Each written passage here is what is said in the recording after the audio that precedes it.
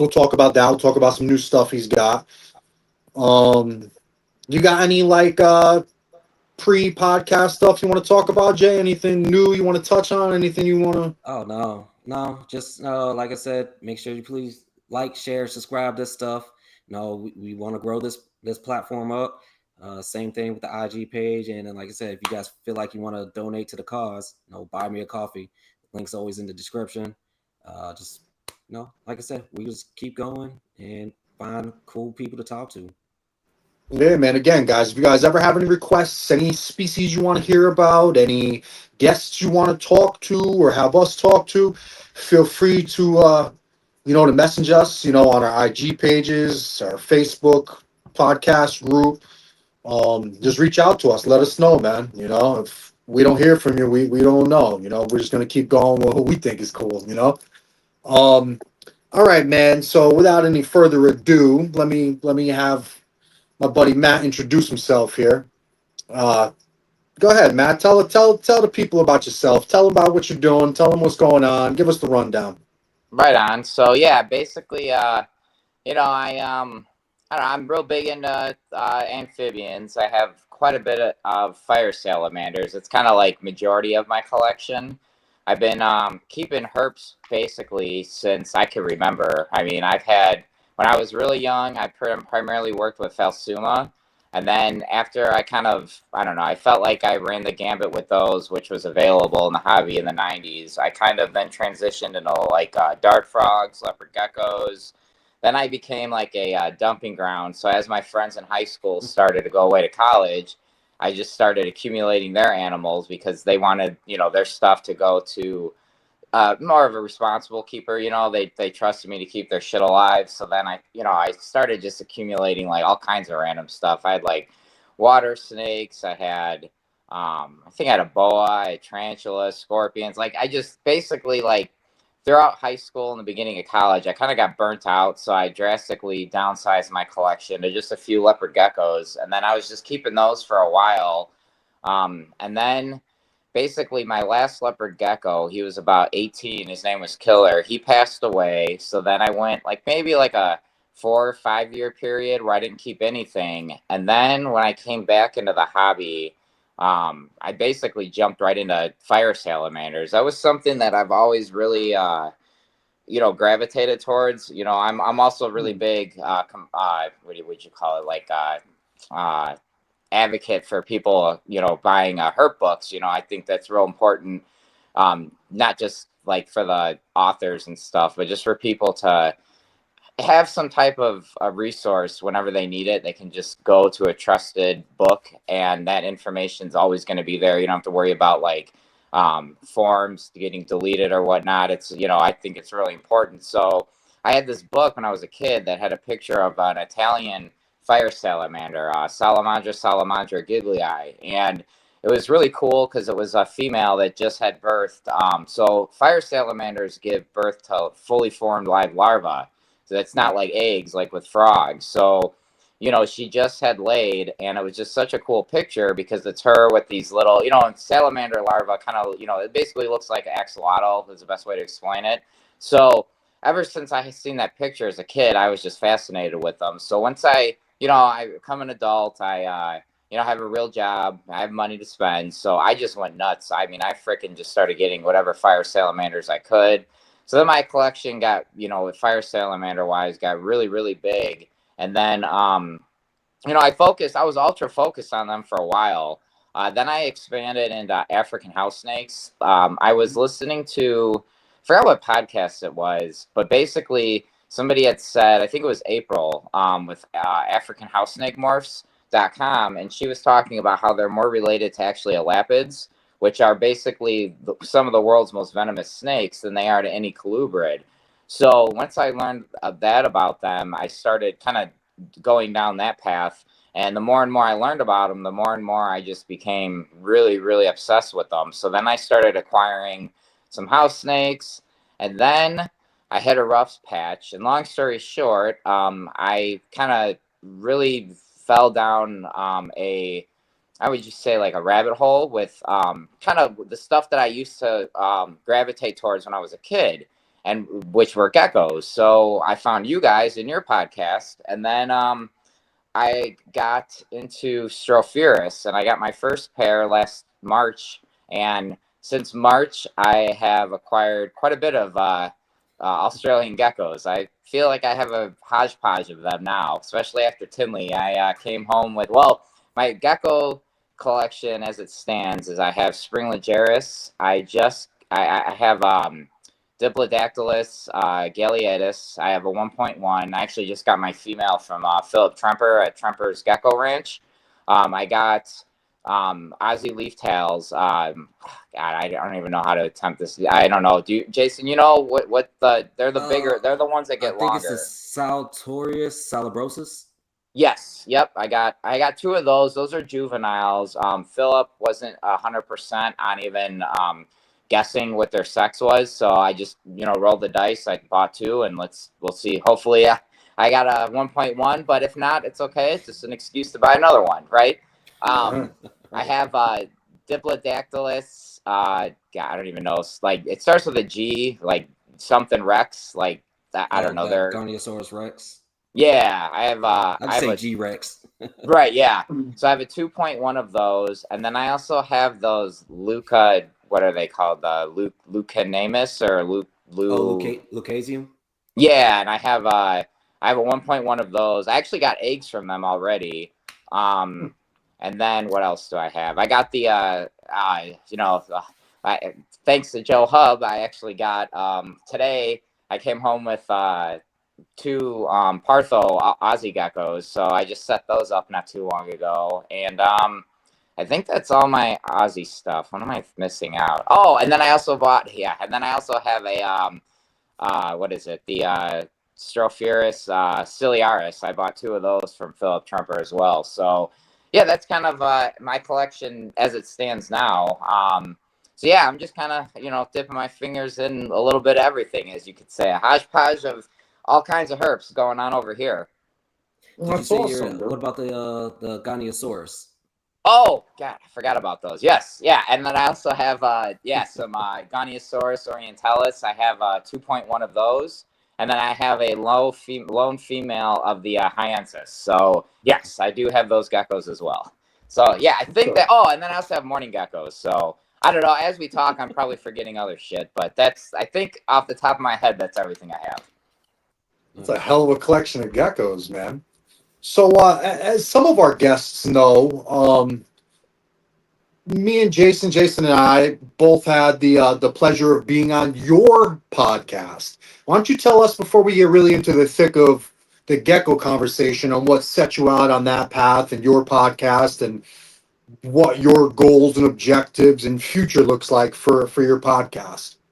Oh, definitely. So my podcast is essentially to give the listeners a little bit of my background is basically I'm in recovery, so I'm a recovering alcoholic. And when I first got into recovery, I had basically a lot of extra free time on my hands, and I fully immersed myself into my reptile keeping hobby. And I mean this with 100% honesty, is like reptiles has literally like helped save my life. The path that I was going down was really bad, and I rededicated myself to my passions, outside of the drugs and alcohol. So once I got a little bit of sobriety under my belt, I really wanted to give back to the community in the way that the community has given to me. I felt like I was taking, and I wasn't contributing anything positive. So I kind of felt like I have a gift to gab. I jokingly say I'm long-winded, but honestly, I just think it's a way for people nicely to tell me I don't shut the fuck up. So I'm like,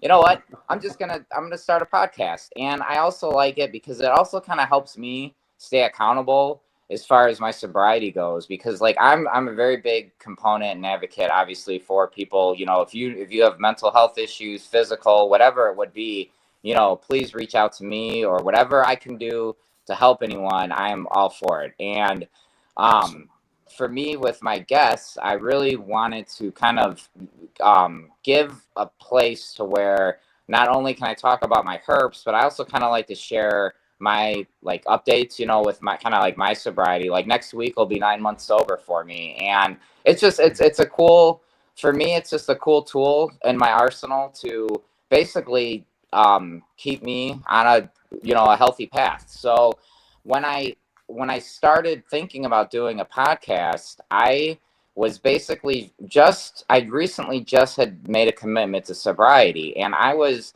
just looking, I just got my spring Legeris, and I was just, I had this like, I don't know, hankering, you know, for gecko information. So one day I'm at work and I just go on the Apple, you know, iTunes or whatever the hell it's called, the podcatcher, and I just put geckos in. I see this random podcast pop up, the Gecko Exchange podcast, and I'm like, oh, what the hell is this? So I start listening to it, and like, dude, I'm at work and I'm like legit like talking back to you guys, you know, like it was just, it was, you guys were just so, the way that you guys communicate and the flow of the show was just something that like I really related to. It was very easy to listen to, but at the same time, I was learning a lot. So I just kind of, I don't know, it reinvigorated me to want to get back on a microphone, because I made a failed attempt back. This is back when I was you know, struggling with my addictions and stuff during COVID. I made an attempt to try and do a podcast. And you know, when you're at home during COVID, you know, the bars are closed. So I have a lot of, you know, I'm working from home. I have all this time. So I started recording a podcast called Amphibicast. And I really wanted to do, you know, this amphibian centric podcast. But during that time, there's a great amphibian podcast called Amphibicast with Dan, and he was already, you know, probably maybe 4 months or so into it, and the dude just did such a hell of a job covering the amphibian side. I kind of just found myself like that want to get on a mic kind of just dwindled away, not because of, you know, anything Dan said or nothing, but it was just the fact that like, okay, he's got this niche filled. But then I lost sight of why I wanted to do it. You know, then I really got bad, you know, going down the spiral of, you know, like drugs and alcohol and all that stuff. So then it was like that took over, and I lost that the direction of like wanting to initially give back to the community. So after hearing you guys and just really wanting to, like I said, like just wanting to just get more involved in the community, I just said, you know what, I'm going to start a podcast. I'm done sitting around talking about it. Like, I'm going to make it happen. You know, like in AA, we always talk about like it's a path of action, right? You can't just sit there and say you want, like you need to do stuff. So I'm just like, you know what? I have all the equipment. Screw it. I'm just going to do it. So I just started doing it, and here we are. That's awesome, dude. Nice, That's man. awesome. Definitely congratulations on that, you know, making that, you know, to your 9 months, dude. Like, thanks, man. Seriously, Yeah, man. that's crazy impressive, man. Like, Hell yeah. you know, Congratulations like you on said, being. yeah, just like, you know, just keep on making another 9 months, another 9 months. Just take it little by little with that stuff.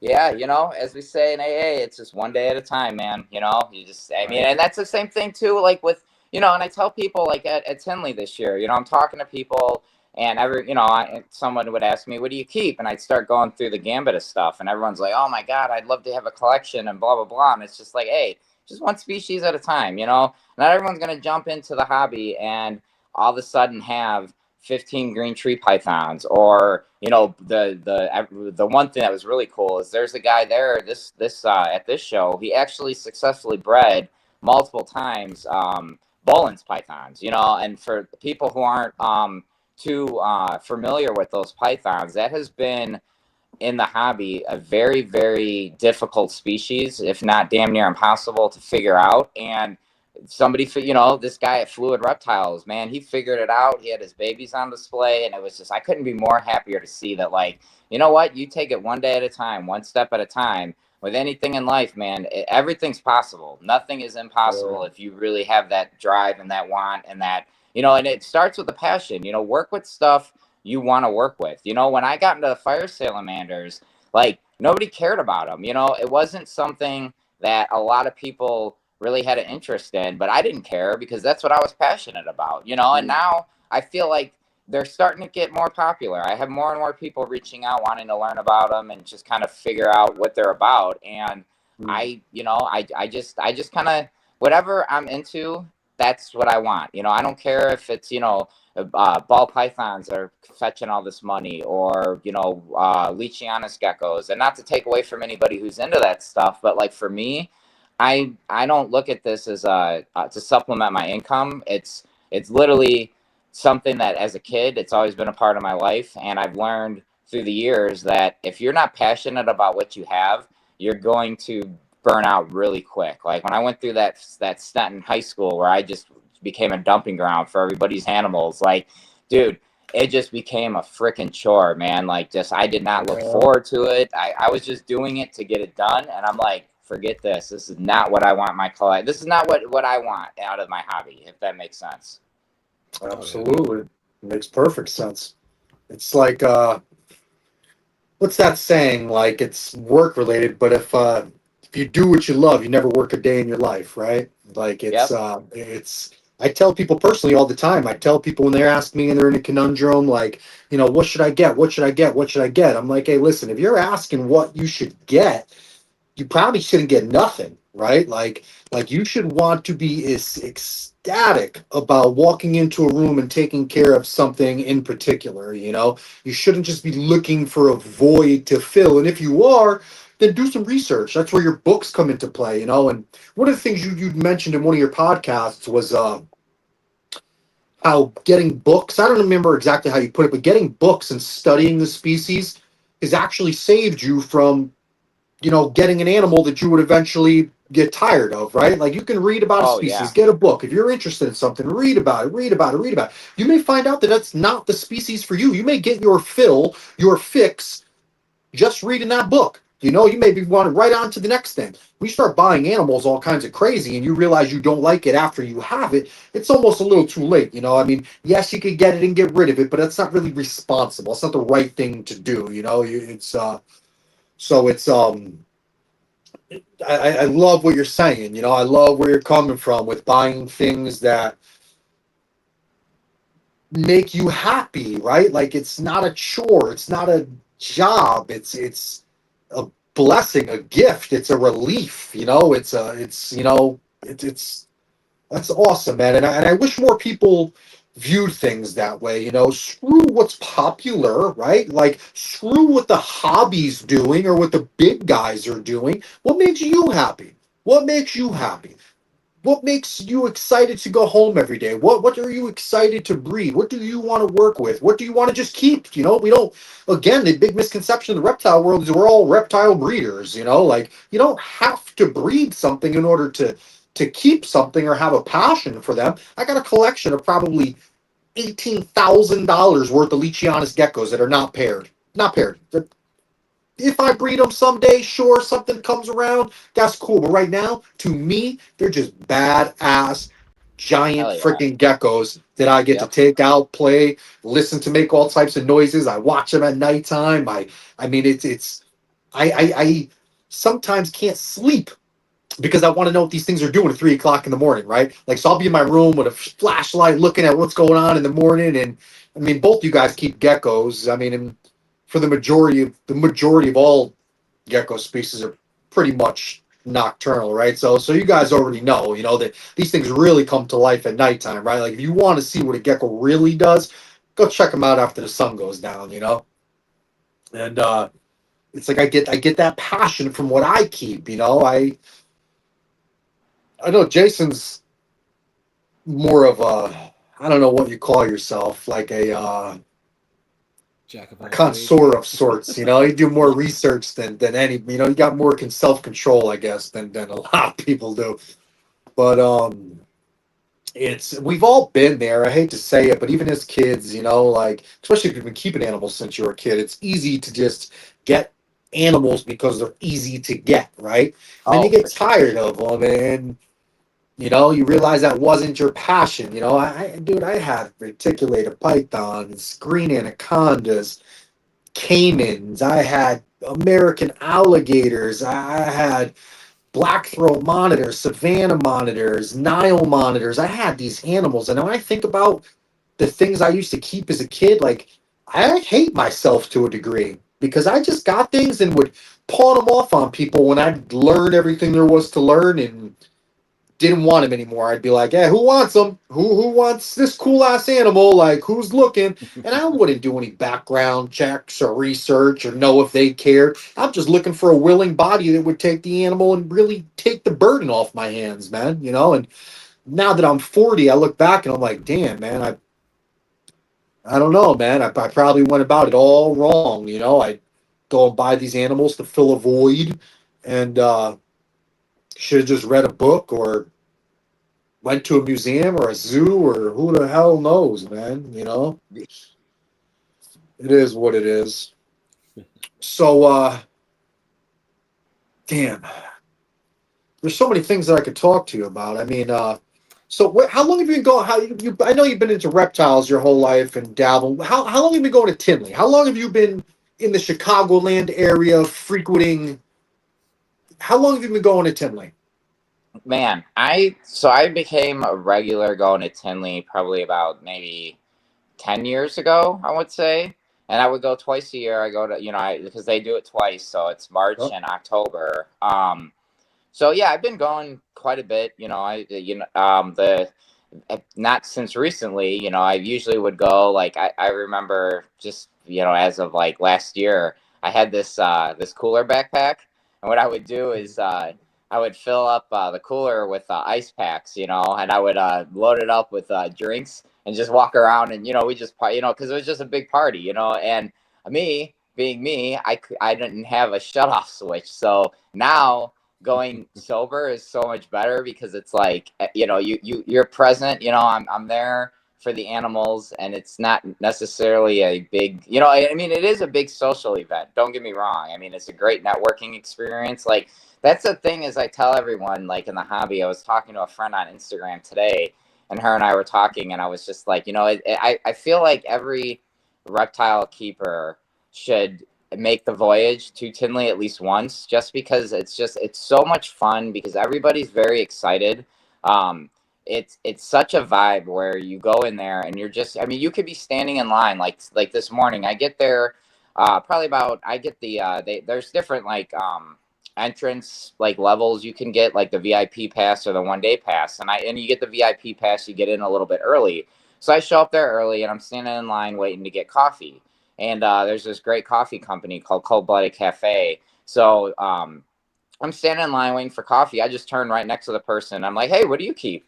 And she's all excited because her and her husband just got their first Super Door free tick from Garrett at Reach Out Reptiles, and she's just, you could just feel the passion and the excitement in there. And this is some random lady I never ever would have talked to on the street, but it's like, when you're at this show, everyone wants to talk about what they got and what they're into, and it's such a cool environment to be a part of, and it's just something that I try to. You can't put it into words unless you're there. It's a really really cool. It's like the Super Bowl of reptile shows. It really is. And I will never miss it. Like, I remember the 1 year that I missed it. They started a summer show in Schaumburg, Illinois, and the very first year that they had it, I had recently purchased a house, and I was basically repainting the entire house. And that Saturday that I wanted to go to Tinley is when my now ex-father-in-law was available to help me paint, and I'm like, well, he's gonna, he's taking time out of his day to do this for free, so I can't say, hey, let's do it next weekend because I want to go to the reptile show. So that's the only Tinley or only NARBC show in Illinois that I missed, in the last, I don't know, 10 years or so. mm. So, but yeah, I mean, every show is just, I mean, it's just such a cool experience. Like, I had this weekend, I probably maybe overdid it a little bit with acquiring animals, but I'm in a position where I don't have kids. I basically, my animals are my life outside of work, so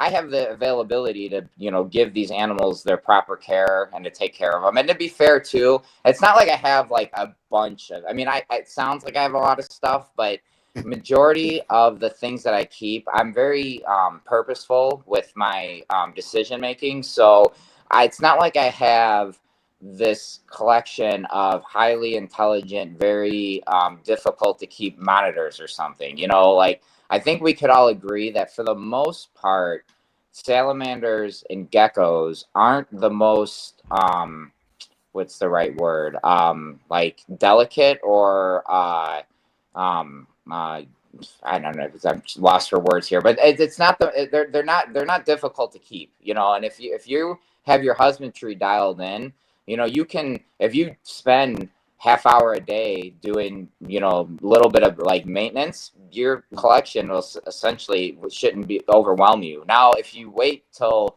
what you save it all for one day a week, then it might get a little overwhelming. But if you just keep up with it a little, you know, you spend half hour, 45 minutes a day after work or before work, you know, you can, it's very manageable to take care of quite a bit of animals and do it responsibly. You know what I mean? Absolutely. You've been to Tinley, right, Jay? Oh yeah, I was there last year. That's all I went. The only time I went was last year because they had the gecko symposium. So yeah, I wasn't gonna go this year, but they didn't have it, so I was like, I'll catch it next time when they have another symposium. That the symposium makes it feel a little bit more special to me, you know, because then I'm around all my gecko people, right? You know, instead of here's your colubrids, here's your here's your ball python people, here's your short tail people, all that. This was just all gecko people talking about geckos, so that's the reason I went to that thing. But definitely a lot of great information in that all those presentations from Frank to Joe. Um, who else was? Husan, Oh yeah, Justin Hassan. Zoolander. Yep. Yeah, Julander. Yeah, Dr. Julander. Yeah, Mm-hmm. yeah. There were some good ones on there. John from Pangea. I mean, like it Oh was yeah, just because he discovered he helped discover that new that the new Caledonian gecko over there. Yeah, yeah. it's Actually, like a semi-aquatic. Yeah, that right there. I got one of them yep. too. I Yeah, actually have it. I was actually yeah. talking to a buddy about it Friday before we left to the show, and he was asking me about the symposium, and I'm like, "Oh, dude!" And I went and dug out. You know, I got to get that thing framed. But yeah, it was a hell of a symposium for sure. If you're a Oh gecko yeah. nerd, even if you're not a gecko nerd, it was just so cool. Like when they did the talk about all the feeders and the nutrition Oh value, yeah, and yeah, like, yeah, yeah. I mean, if you keep animals that eat bugs, that in alone was worth the admission. You know. Yeah, yeah. He was talking about like just put your crickets outside for a little bit, let them get some real UVB in from the sun, and then feed that off to your crickets. See how much it spikes everything up. It's like yeah, that does make sense. Like can't do it over here in Arizona many times during the month or during the year, but no, every so often I could probably do that. No, my crickets probably get cooked. Right. Did they do anything this year? I know they didn't do the symposium, but did they do any like Oh talks of any sort or anything? No, that's the one thing. I mean, and I get it. It's really hard, you know, to put together stuff like that. But the one thing is, I wish that NARBC would do, maybe not necessarily at Tinley, but just, you know, because they do a slew of shows. So they moved the Arlington show now to Dallas, I believe, and then they have a yeah, St. Louis show, and then they have, you know, obviously Tinley. And I wish they would, you know, somehow be able to like every once a year at whatever show, it doesn't matter, but do like a day where it's like a legit like educational symposium. Like I think that would Yeah. be really cool. But no, they only, you know, the only one that I'm aware of that Tinley ever really was affiliated with is with that gecko symposium. So yeah, that's kind of they do the US Arc auction, which is fun. Like last night they had the auction, and they had Phil Goss with USARK. He announced this morning. I think they made for USARK it was like $105,000. They had nice. oh my gosh, there's a keeper in the hobby who had recently passed away. I think they raised like around Sean Gray. 11,000. Then they did a separate, you know, and this is all during this the USARK auction. Then they did another side auction that was for the to benefit keepers who were unfortunately affected or impacted by the hurricanes. And I think Yeah. they raised like an additional 7,000 for that. And then there was another one that I'm not sure. I couldn't hear what Phil had announced what the other auction was, but that brought another like one, you know, I think $1,200. So altogether, I Nice. think the charity auction, brought in around like $130,000. So it was, I mean, The auction's very, very fun. It is extremely entertaining. It is very, very adult, you know. Oh So if yeah, you're big ass if you dick, right? yes, yeah, I think I sent you guys pictures. Yeah. They had the emotional Oh, support penis that was there. So yeah. somebody literally they literally handed it a penis and then put an emotional support animal like vest thing on it. Oh, dude, I mean it's pretty, it gets pretty wild, but it's, you know, but it all goes to a good cause. You know, everybody there is just, you know, it's just an excuse for people to donate money. You know, you'll have people like, you know, donate like, you know, someone will bet, you know, or not bet, somebody will bid like $1,000 on like a bottle of whiskey, or I remember one year Brian Cusco spent, I don't know, maybe 1,000 or $500 on like a 10-pound gummy snake, you know. And it's not because the gummy worm or whatever is, you know, has no real value. It's just an excuse to give money to the hobby, you know. Yeah. Oh, that's cool. What do they allegedly do with the money? Is that all just to legal fees, or I mean, I know Yes. other than the ones you're talking about, the storm. So that's what they do. They just Yeah. bankroll it and save it. Yeah, so for like US ARC, you know, when we get you know, you get some, you know, and I'm not going to get political, but you get whatever representative or whatever lobbyist group gets in the ear of whatever politician, doesn't matter what side they're on, because both Democrats and Republicans are both guilty of this, regardless of what people say. They'll go and try to pass some stupid legislation, and then that's when Phil Goss, you know, his ears perk up, and then he assembles his team of lawyers, and then they go to Congress or wherever they need to go, and then they fight it. You know, like Florida's gotten so bad. Florida actually has their own, like, I guess you'd say, like division or department. So they have Florida USARC. So yeah, it's. I mean, the reptile hobby in itself, man. Like I mean, you sign up for the USARC what newsletter, and it's just constant updates of just, I mean, it's important for us to be aware of, but it gets so frustrating when you see these back assward laws proposed by people who have no business putting their nose into the reptile hobby. I mean, like in Really Illinois, for annoying, man. example, like it drives me nuts in Illinois. I can't keep Boega, right? They're rear fang venomous snakes. I don't believe there's ever been a documented case of any medically significant bite. However, I can't keep rear fang venomous in Illinois, but I could go and get a freaking blue ring octopus, which could literally bite and kill me in like a half hour. That's fine, Yeah. but I can't have a freaking snake that if it bites me, I might have a really bad reaction, might be sick out of both ends, but realistically, I'm most likely going to survive. So I can't have that, but I can get a freaking. It just makes no sense, you know. But you know, that's what US ARC's for. You know, actually, I got my US ARC, my little, you know, I don't know, like sweatshirt on There you today. go. It's cold as hell outside, but yeah, I mean, US ARC, I have a very big component of it. I mean, shit. If it wasn't for US ARC, I wouldn't have been able to get my fire salamanders. In 2016, the Lacey Act was actually amended to where you could not move fire salamanders across state lines. And because of USR going and fighting in front of, you know, legislation in Washington, D.C., they actually, the Supreme Court did rule in our favor. And by our, I mean us collectively as a reptile hobby. They ruled in our favor that it was unconstitutional, and they reversed that amendment to the Lacey Act. So then we still can't import fire salamanders because of the bee sale scare. And bee sale, you know, if you guys want to get into that, we can talk a little bit about that. But a bee cell is essentially a fungus that is it essentially it attacks fire salamander, or any, oh, not any, but a lot of salamanders, their skin, and essentially it kills them. So it's not, from my understanding, is it's not present here in the United States. So what they did was they reacted, which is fine, to, because the United States has the largest diversity of salamanders in the world. So to protect our natives, they said no more importing They made a huge list. They call it a white list. So anything on that list is not, or no, I think that's a blacklist. I forget the difference. No, it's a blacklist. So they blacklisted basically all these salamander species. So we are no longer able to import any new blood, any new species. So what's here is here.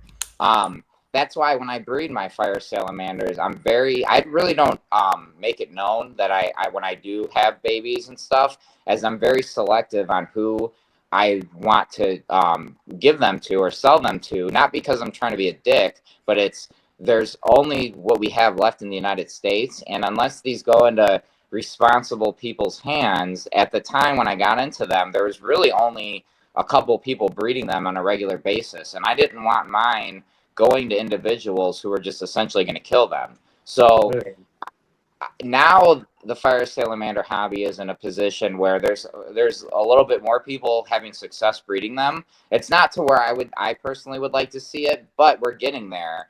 And it's really important that people who want to get into them, there's nothing wrong if you want them as pets. Like they're great pets, but right now I think it's really important that people who do acquire these, maybe not necessarily their goal is to breed them, but just to keep them alive. You know, really do your due diligence as far as knowing the temperature, the humidity requirements, and feeding and supplements and stuff, because what people get with these animals, they're not just a salamander. These are the only representatives of this species in the United States. And if, God forbid, these animals all do die, then we'll lose them in the United States literally forever, because I don't realistically see the Lacey Act ever changing to the point where we'll ever be able to import them. As sad as it is, I mean, let's just be real. It's very, very hard, if not impossible, to get, once laws like that are amended or passed, they're going to go back on them, you know? Oh, yeah. Where do the fire salamanders naturally come from? What's their natural range? Europe. Some of them are, I believe there's not small, but there's certain species that live in the Middle East and North Africa. Middle East salamanders, huh? Mm-hmm. Interesting. So Those are, is a fire? Tell us a little bit, if you don't mind, briefly. Tell us a little bit about fire salamanders. I mean, there's multiple species or genre. What do they call them? Tell us a little bit about these things. yeah, so the genus Salamandra is a terrestrial salamander that they actually have lungs. A lot of our native salamanders here in the United States actually don't have lungs. They actually absorb oxygen strictly through their skin. So the genus Salamandra are lung salamanders that aren't necessarily classified as mole salamanders. Where like mole salamanders, like their name suggests, live primarily underground. Where fire salamanders are more like you're gonna flip a log and you'll find them under there, or they're gonna be like in crevices and caves and stuff like that. As far as they're I would say ecologically they kind of fill a niche similar to like our American toads. I would say, you know, like toads will kind of burrow a little bit in the ground, but for the most part they're kind of subsurface, if not surface level animals. They're insectivorous. They don't live in bodies of water. They frequently will be found away from bodies of water. However, they do need bodies of water to reproduce. So they're typically not going to venture so far away from vernal. Fire salamanders will take advantage. Most salamanders will take advantage of things that occur in nature called vernal pools. So these are temporary bodies of water that are vacant of fish. Salamanders will actively avoid bodies of water with fish to deposit their eggs or larvae in, because they're kind of on the menu for all kinds of aquatic predators. So salamanders have adapted to know now to avoid depositing their larvae or their eggs into these bodies of water. So they seek out vernal pools, because these vernal pools aren't they don't have water in them long enough for fish populations to establish. So that's typically where you're gonna find their babies. But yeah, they're very, very cool genus of salamander. I mean, in my opinion, they're my favorite. I think they look super badass. They have these, to me, a fire salamander reminds me of a toad and almost like a dart frog, where they have the big parotoid glands behind their eyes. But like when you look at like Ophaga species of dart frogs, so Ophaga species typically, I mean, with a lot of dart frogs, their eyes almost look like they're just solid black. And when you look at a fire salamander, if you don't get really close, their eyes kind of have that solid black look to them with the big parotoid glands, kind of like a toad. But then they're tailed amphibians, so they do have the typical characteristics. When you think of a salamander, they still have that too. So I don't know, you kind of get the best of all worlds. You know, if you like those big black eyes, you're going to get that with the fire salamander. If you think toads are adorable because those big warts, those big parotid poison glands on their backs, or on their back of their heads, they have that. And then if you like your bright colors, I mean, shit, nothing beats a jet black and bright yellow animal. I think they're striking, yeah. Is it true? What do you know about this being true? Is it true that a salamander, it may be a newt, but they can regenerate any part of their body? Like you can cut a salamander's heart in half and it'll regenerate its the other half of its heart? That I believe. Don't quote me on this, but I think like the axolotl is very, very resilient in being able to regenerate parts of their spines. I think there's been studies done where I think they've even been able to regenerate parts of their actual brain. But as far as I know, like let's say you have a larval fire salamander, they can, if you have a group of them, like when I'm raising mine, when I have babies, when they're in their larva state, I typically make sure that there's always some type of food present, because they will become cannibalistic. They'll nip each other's tails, they'll nip their legs off. And in my experience, when a fire salamander larva loses a leg or a foot or something, I haven't really noticed them ever regenerating it. So I think it's more species specific. Yeah, I think it's more species specific than it is, a big swath across the board. Okay. So I've definitely read research about it. Like they can regenerate like whole limbs, bones, toes, like cut a leg off, they'll regrow. So I guess, I mean, I'll have to do some more research into it too, but it's amazing biology, in all honesty. It's amazing. Oh yeah, I mean, salamanders are caught at classification in general. I mean, they're a very resilient species. They've been around way before humans, and as long as we don't fuck the planet up too much, they'll be here way after after we all kill each other with war. They're going to be around way after us too. I mean, these things before dinosaurs and reptiles too. Yep. The amphibians crawled out of the water before reptiles, before dinosaurs. We're amphibians, man. Oh yeah, thanks to David Attenborough, I learned that information. Yep. Oh yeah. Yep. Attenborough's the man. That guy's awesome. So, but yeah, no, the dude really is. The dude is a freaking legend, man. Yeah. But yeah, fire salamanders in general, man, I honestly think they make for a great pet. I personally think that out of all the amphibians that are available in the hobby, if you can meet their temperature requirements, I think they are the best amphibian for people to have. The problem though that is that it's just their temperatures. Fire salamanders typically like it cooler than most cold-blooded vertebrates, so you don't want to keep them really above 70 degrees. And like people like Jason, down in Arizona where it's like 500 degrees every day, that might be a struggle. I don't know how financially, if it's worth keeping a fire salamander if you got to cool your house with your AC down to 68 degrees during the day. You know what I mean? No, that ain't. You ever seen water chillers? Either of you guys, you ever seen a water chiller? Yeah. When I was a kid, I used to keep horses, and we used to have to put the chillers in the horses' water troughs, Oh, okay. So, talking about this breeding stuff, right? What the hell was I about to say? Is there any challenges with breeding them? Like, do you need certain, actually, let's talk about your setup, right? Like, okay. Let's talk about your breeding setup. Like, what all goes into that in captivity? Sure. So typically, species dependent, if you're keeping like which we don't have them in the United States. So I guess, oops, sorry guys, my phone slips. It's just 'cause it's on the charger and I have it set up kind of goofy. But anyways, so we'll just stick with the stuff in the United States. So in the United States, your most of your fire salamanders are going to need a cooling period, where you're going to want to I get them down to around like 50 degrees in the wintertime. And then in the summer, when they quote unquote warm up, they're still not getting hot. They might hit daytime temperatures for a few hours of like 72. And my setups are basically really simple. You can keep them, I keep them in, some of my breeders are literally in a 20-gallon fish tank with a screen top. And I put a false bottom in. I have then, I use organic topsoil. and then I put like ferns or plants that do good with low light and or indirect light, and that don't need very, very tropical high humidity setups, because fire salamanders don't like it.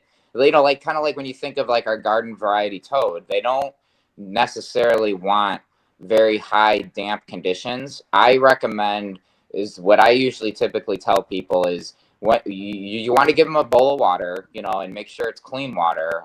You want to stay away from drinking water or like distilled water. Distilled water, a lot of people, it drives me nuts.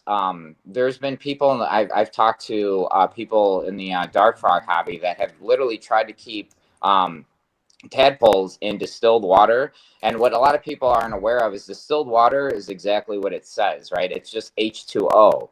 And what will happen is that the distilled water will actually leach out electrolytes out of the whatever's in there. So when people would keep tadpoles in distilled water, they literally would like melt. Like they would just like get all kinds of problems. Their skin would get all messed up. So what I do for my fire salamanders is I literally just use spring water. I don't use tap water because I'm afraid of the fluoride or whatever chlorine content. You can get the water conditioner, but like, I don't know, bottled water, spring water is like $1. So I just buy, I just go to the store, buy bottled spring water, and then I never have a problem with it. So I offer a water bowl. Anytime the water's soiled, you make sure you rinse that out. You keep that water very clean.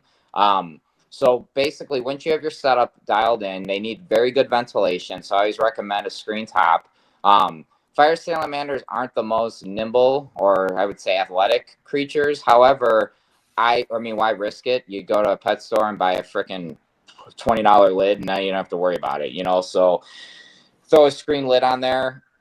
Make sure you have good ventilation. You want to keep them cool. So once you achieve all that, essentially, to breed them, you basically need, male and female, and you kind of just let nature do its thing, with the natural cycle of your room. Like if you're in the Midwest like me, I don't do anything as far as ambient temperatures. I keep mine in my basement, jokingly on my podcast, I call it the salamander cave, so I keep them in the basement, and in the winter, it gets cold as shit down there. Like I close my heat vents off, so I don't have any heat, from the, when I'm heating the house up. The basement doesn't get any heat from the furnace. So the basement will get to like 50, 52 degrees in the winter. Summertime, I have the air on, and, it gets maybe to 72 at the warmest, but only for a few hours. At night, I get it down to like 68, 65 degrees. And with that natural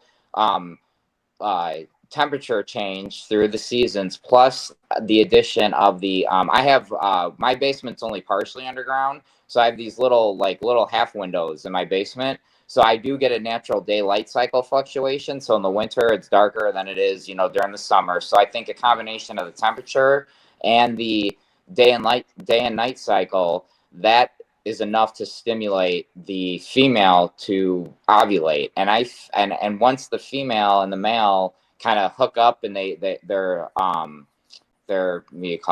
internal clocks are linked up, then the male will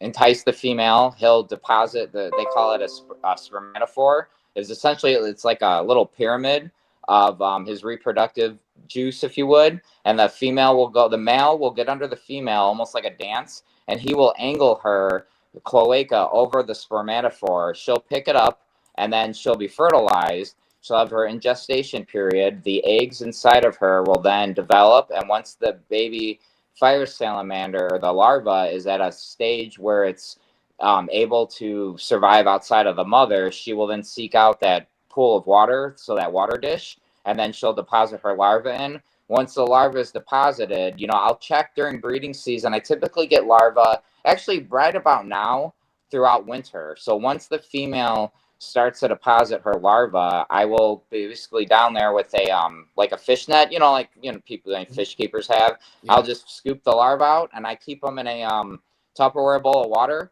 And every couple days, I literally just scoop the larva out, fill up another Tupperware bottle or a bowl of spring water, switch them, and I just do that every couple days. And then when I'm raising larvae, I will feed them blackworms. Blackworms are kind of like an aquatic worm.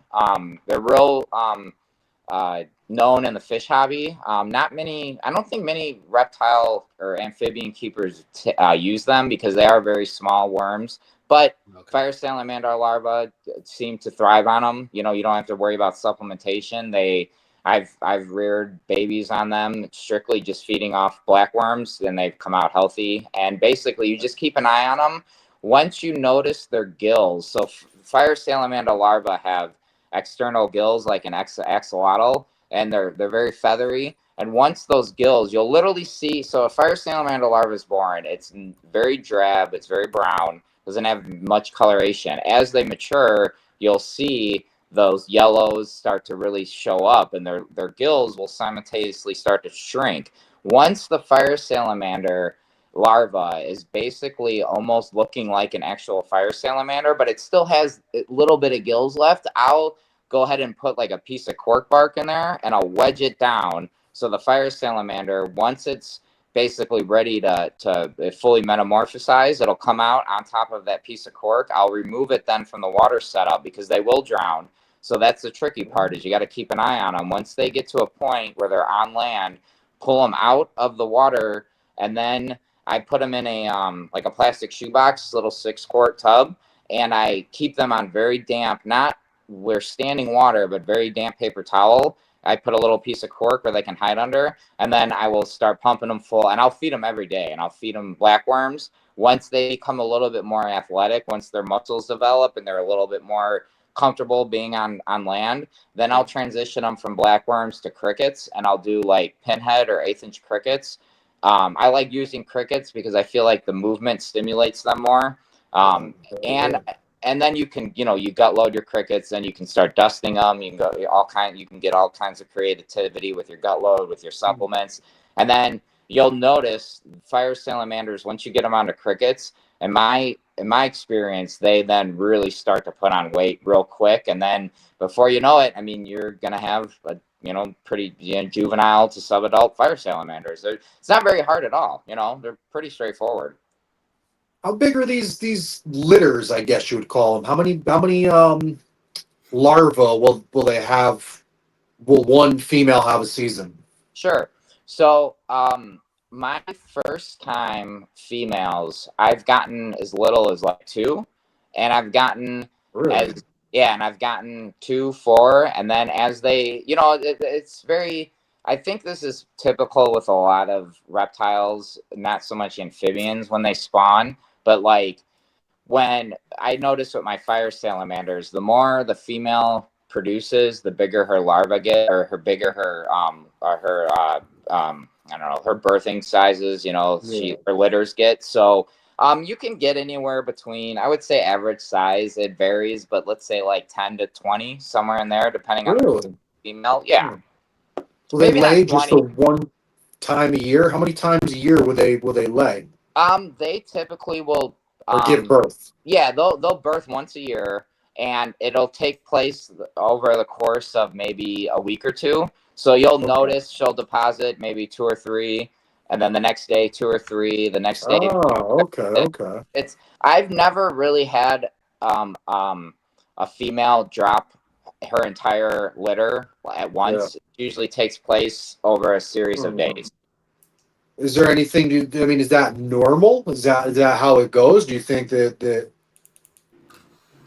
I guess it would fit nature, right? It's probably to err on the safer side, right? If they spread them out over a certain amount of days, I guess it's probably a survival technique. Do these things breed? Is there any set age? How what are you looking for with aging them or that's funny. Them breeding? Yeah, that's funny because I was told that they wouldn't typically produce until they're about 4 or 5.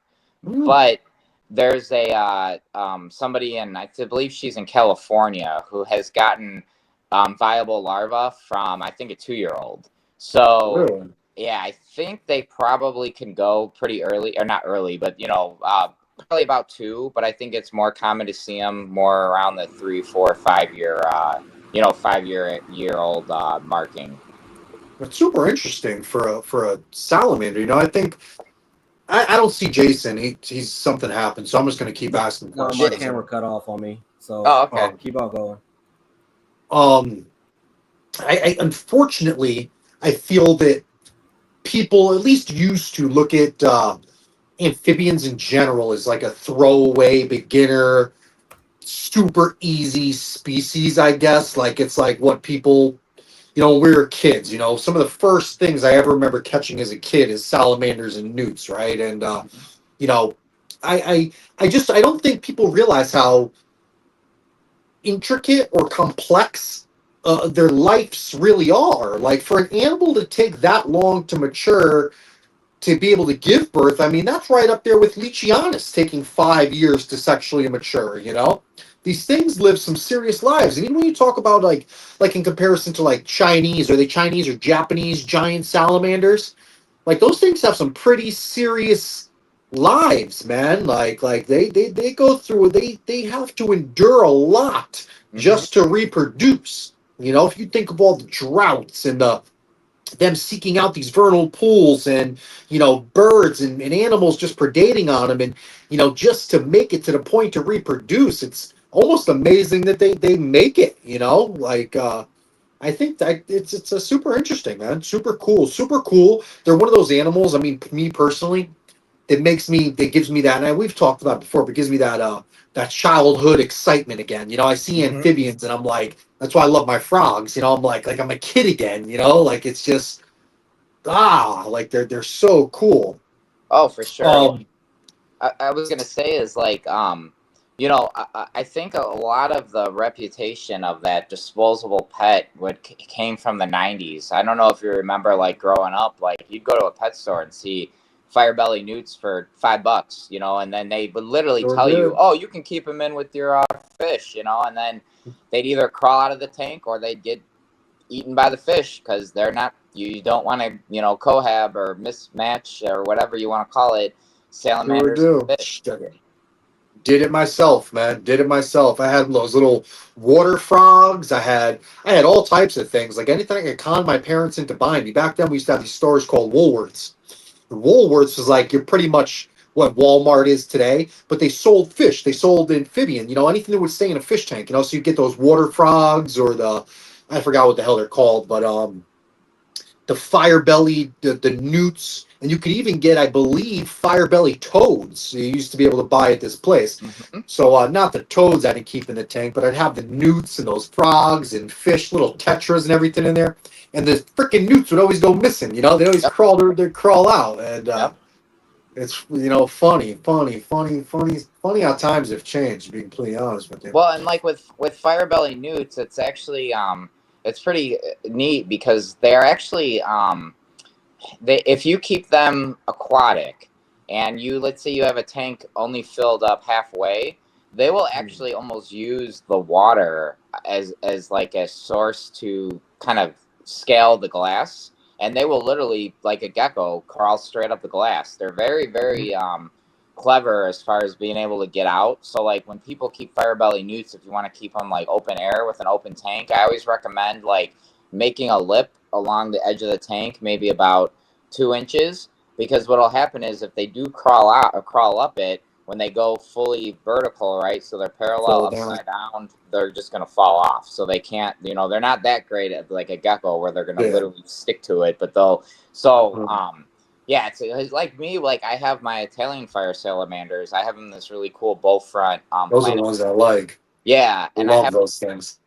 yeah, and I have mine in a big bow front, display tank, and yeah, I just have like a 2 inch lip, that I put. I don't have a lid on it, but I do have that lip. So if they do, which these things, let's be real, like my bow front tank is tall as hell. I don't know the exact height of it. It's tall. I think it's about 3 feet tall, and they're not going to crawl. I purposely set it up to where they can't crawl that far up it, but just to be on the safe side, because why not? It's better to do it and not need it than need it and not have it. So I put that lip on there just in case. But I keep them open air. There's no lid on them, and they're fine. They ain't going anywhere. Yeah. So I just want to briefly touch on this because since I've got your messages from yesterday, dude. I want to talk about these geckos, but I still have some guest questions about these salamanders. Sure. After you've kept them, bred them, reproduced them, what's the amphibian slash salamander market looking like today? What do these things go for? Who's buying them? Who do you recommend them for? What talk? Elaborate a little bit on what happens after you've successfully kept them, raised them, and bred them. Now what? So, okay, let's pause really quick. So the other thing I want to touch base too is like when you're raising them, supplementation is very important. So fire salamanders, like most of our insectivore herps, you know, they need to get some type of source of calcium. So when you're raising them, I really recommend that you get, you know, the Repashy Calcium Plus, or like with me, I use the Arcadia. I think it's calcium enriched or something. It's basically calcium with these. Jason would know. Jason uses Arcadia. What Can you happened? see him or no? Am I the only one who can't see him? No, No, my camera I can hear shut him. off. Something happened. I bumped something, so it's shut off. So but I can hear you guys. So keep going. but yeah, what's that? Jay, what's that? Earth Uh, Pro, what's the Yeah. Repashy with D3? What's that called again? Oh, Calcium Plus. No, not the Repashy. Sorry, the Arcadia one. Arcadia, So I do Earth Pro A, Earth Calcium Pro. Pro, and Calcium Pro MG, and then Revitalize D3. That's right, Revitalize. Yeah, and I like the Revitalize one a lot. That one also has bee pollen in it. I Yeah. try to incorporate bee pollen into everything that I supplement.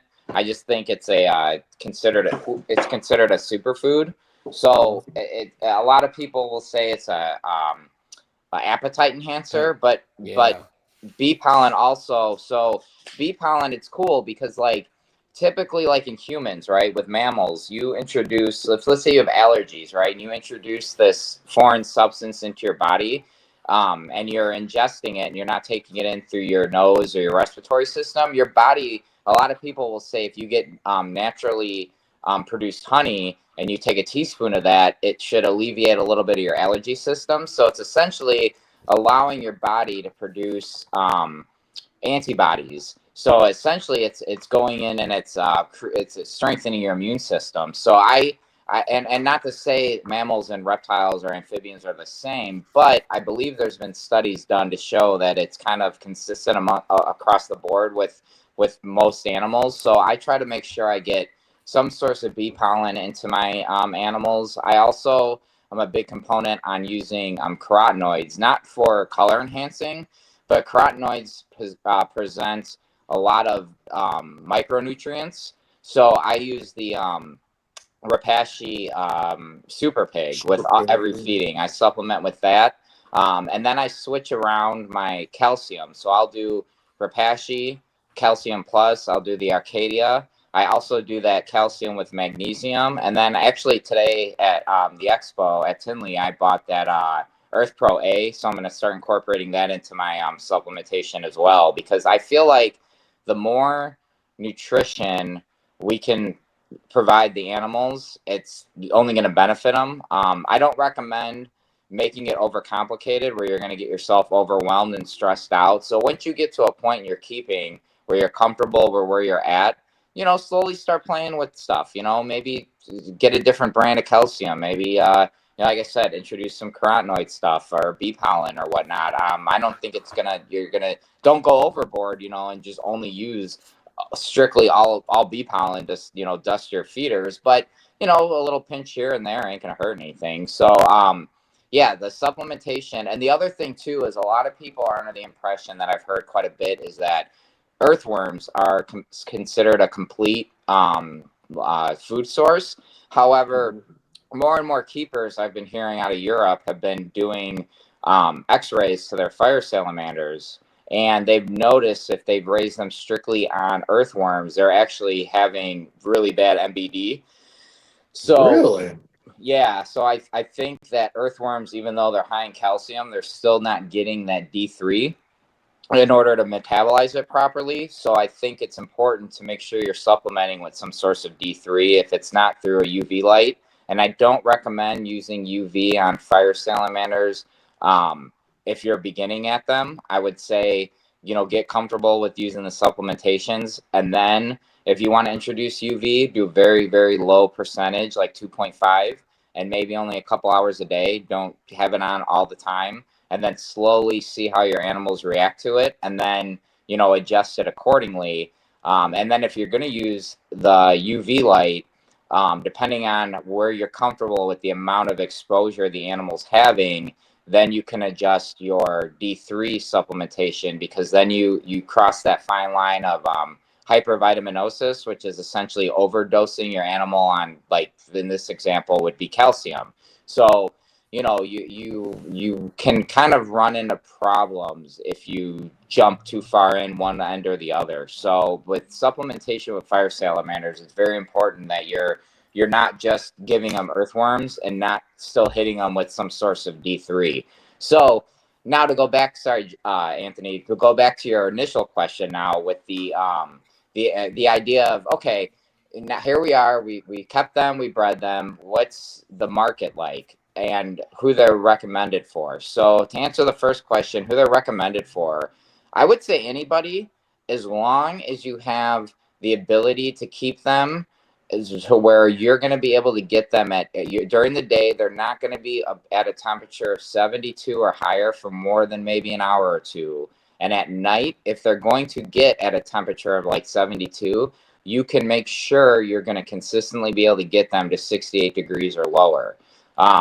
With fire salamanders, I've noticed in my experience that if they hit a temperature, like I had a day where our forecasted high was supposed to be like 75, so I didn't have my air on. My house now faces, the front of the house faces west, and I have no trees in my front yard because I got hit by a tornado a few years ago. So I'm full exposure to sun. Well, it was sunny out. The house heated up. I get home, it's like 85 degrees upstairs. Basement was 79 degrees. I double checked everybody. All my salamanders were fine. But at night, I opened up the windows. I got them down to 64. They were fine. So if they do hit a high temperature for a few hours of 70 plus degrees, as long as you can get them cool in the evening, they'll be able to bounce back. So if anyone out there that is interested in fire salamanders, it's very, very important that you're going to be able to maintain those temperature requirements, because if you don't, you honestly will kill your animals. They will die. So if you're able to successfully maintain and reach those temperatures, I think they're awesome pets. You don't really have to worry about humidity too much. It's actually detrimental to them if you think about them as like a dart frog. You don't want to keep them at a high humid temperature. You want, or high humidity. You want to have them maybe at 40, 50%. If you keep them too humid, if you keep them too humid, they're actually going to develop fungal issues with their skin, and that could kill them. So it's important that they have access to water, because when they do get dry, they will actively soak. They'll sit in their water bowls. One thing that I did gloss over too is that you don't want to give them very deep water. I've heard stories of fire salamanders literally drowning in like 2 inches of water. So Wow. yeah, so you want to make sure if you're going to give them a water bowl, it's only like an inch deep. And if you do a deep water bowl, it's not a big deal, but just make sure you have a very easy way for them to climb in and climb out of. I mean, they are amphibians. They do possess the ability to swim, but they're not great swimmers. And I feel like in my experience is that they tire easily. So if they're struggling in that water bowl for a long time, they're going to get exhausted and then they'll just drown.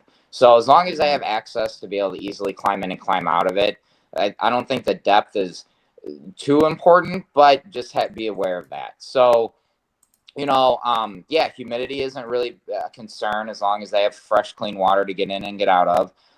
So yeah, they're a great pet. You don't have to worry about heating. You don't want to heat them. So, if you're worried about heat tape and all that shit, you don't have to worry about any of that. They're very, very, very good beginner, I would say beginner level species. The market on them is I would say it's fairly high demand. These animals, when they are for sale, they typically do sell. There are certain species that are more available than others. For example, like I have a species that's called Salamandra terrestrius. These are animals that are typically found in Germany. They're the stripes fire salamander. I have the erytheristic morph, so mine are bright orange. Now those animals, when they're for sale, they sell them basically immediately, and they can fetch prices upwards to $500 plus. Wow.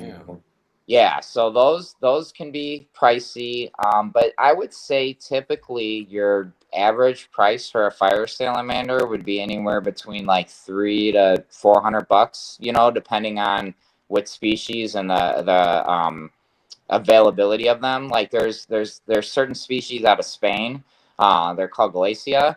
Those tend to be bred in abundance, and they're fairly prolific. So those are typically available.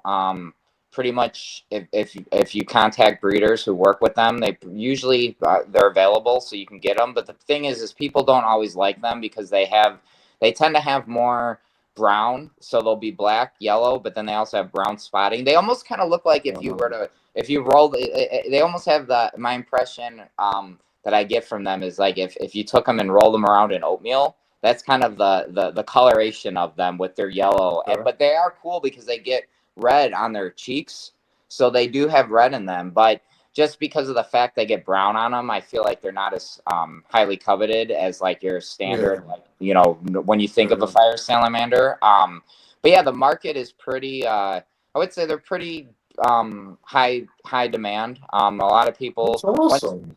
Once people learn about them, people usually and they figure out that these do make a great pet. People typically want them, so yeah, I would say they're fairly coveted animal. At that price point, I'd imagine they're hardly looked at as disposable. I mean that's super cool, man. I wanted to. Can you elaborate? Earlier, I asked, when you said where they came from, where the species comes from. What do their natural environments look like? Like, I'm super curious about these ones that are found in the Middle East. Like, how and where with the temperatures? I mean, they'd have to be, I'd imagine, at a higher elevation, right? If they're coming from the Middle East, they'd have to be high up to be that cool. What do you know about these animals' natural environment from species to species or whatever? So basically, like you have certain ones that are like from Spain or Portugal, where they're typically going to be found. I believe the climate classification. Oh God, what is it? Is it? I don't even want to get into that. Anyways, they're big like deciduous forests, temperate forests. The Portugal or the Spanish ones, they're gonna typically be able to withstand a little bit hotter temperatures. And I still don't recommend keeping them warm, but they're going to be a little bit more heat tolerant than your European species, for example. Yeah, they're pretty much those species you're going to find. In when you think of like a forest, right? Lots of trees, tree cover, lots of leaf litter. Your European ones, same deal, but just cooler temperatures. The Middle Eastern ones, obviously they're not here in the United States. I don't have much experience, or I don't have any experience with them. But my understanding is that they actually, in order to breed them, they actually need they call it an estivation and a brumation. So you actually need to give them actually a warm period where they're going to go and burrow down, and they're going to basically become dormant because it's too warm. And then you also need to get them really cold. So those are more of the advanced species of the genus. However, they're not in the United States, so I have not at all.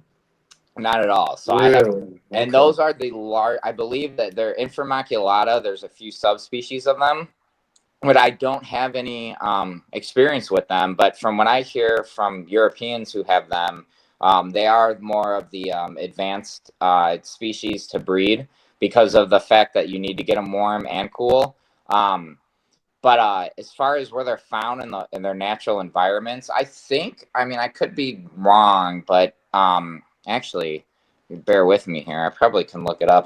This is the book that I recommend to everybody. It's called The Genus Salamandra, and it's basically the end all be all. As far as where they're gonna, as far as information. But let me look up Inframaculata really quick in here because this book is great. Here we go. So yeah, here here's some pictures of, and I guess where these are found. Here, like this, you can see. I don't know if you can really see, but like this is all in Israel, right? So they do have, well, Okay, okay. forest. When we think Middle East, we always kind of think of desert, but they do They have. do, yeah. Yeah, but they do have, forest areas and stuff like that. It's just they're more montane. I believe they're going to be found in higher elevations. And plus, like, for the listeners, a little bit about my background is I used to be, a meteorologist. So you're going to get there's a windward and a leeward side of mountains. Okay, so on the leeward side of a mountain range is where the wind typically blows over, and when wind blows over the mountain range, is you're typically going to have less rain, if you would, where if wind's going up a mountain, you're going to have more rain. So if I were to guess, blindly taking a stab at it based on my background, is those animals are going to be found on the windward side of mountain ranges where you're going to have more precipitation, because then it's going to allow for better planting. Yeah. So Awesome. So just to go back, dabble, I guess, a little bit. Jay, again, we can't see you, so if you got something to say, just tell me to shut up and start talking. Oh no, you're all good, I'm bro. curious about what the amphibian scene looked like at Tinley. yeah, it's good. You have there's a guy out of I believe he's out of Rockford. His name's Jake. He's one of the largest. He has probably one of the largest newt collections in the country, and he's very successful at breeding them. However, he does not ship. So if anyone were to, I don't even want to put his last name out there, because if people track him down and start messaging him to ship, he's gonna probably get all pissed off at me, because why'd you tell people? But yeah, he always has a very, very diverse collection that he puts on or puts up for sale at Tinley. So newts are pretty well covered. Salamanders, well, all newts are salamanders, but when we think of our typical salamander, those aren't very, if at all, offered. There's some there's some, you see some wild caught. Well, people claim they're captive bred, but I don't think they are. But there's some wild caught stuff there. What else? Dart frogs are very, very well representative. Tree frogs are very well represented there. Toads, sometimes you get some cool stuff like bumblebee toads. What else? There's never any Sicilians, I believe, the worm amphibian. Those I've not. I think I've actually no. I think I've seen the Mexican variety. I think those are the longest ones, I believe. I think I've seen those there before. But I typically, don't even think I know what that is. Oh yeah, they're cool. They're really cool amphibian. They're actually venomous. There was a study done in there was a study done in 2020, where I actually have the paper. I can forward it to you, Anthony. Just shoot me a message. Yeah. But they actually did in-depth research where they actually have legit like venom glands above their teeth. They're these worms. Cool. Yeah, they're these wormed amphibians. They literally look like a worm, but they have mouth and teeth and stuff. And they're one of the most ancient species in the amphibian complex. And yeah, they're really, some of them are real pretty, really bright orange. I think there's bright blue ones. They're very, very cool. There was a guy, he actually got out of the hobby. There's an aquatic species. They're actually now they're very, because it's Florida, because everything's invasive out there, but they're actually invasive now in the Florida waterways. There's an aquatic Sicilian. Yeah, there's aquatic Sicilian out there now, and they're very cool animals. Not a lot of people are aware of them, but they are an amphibian, and they are. I actually have a book on them. They're very, very cool. But yeah, those they're all. I don't think anyone now is breeding them, and if you do get them, like, they're most likely not going to thrive, because they're very, very difficult to keep. From my understanding, nobody really has success with them as far as breeding or even keeping them alive. I think they're a challenge. They're very seclusive critters in the wild. Not much, I don't believe, is known as far as like their natural behavior. Breeding is very, very hard to document or research with them.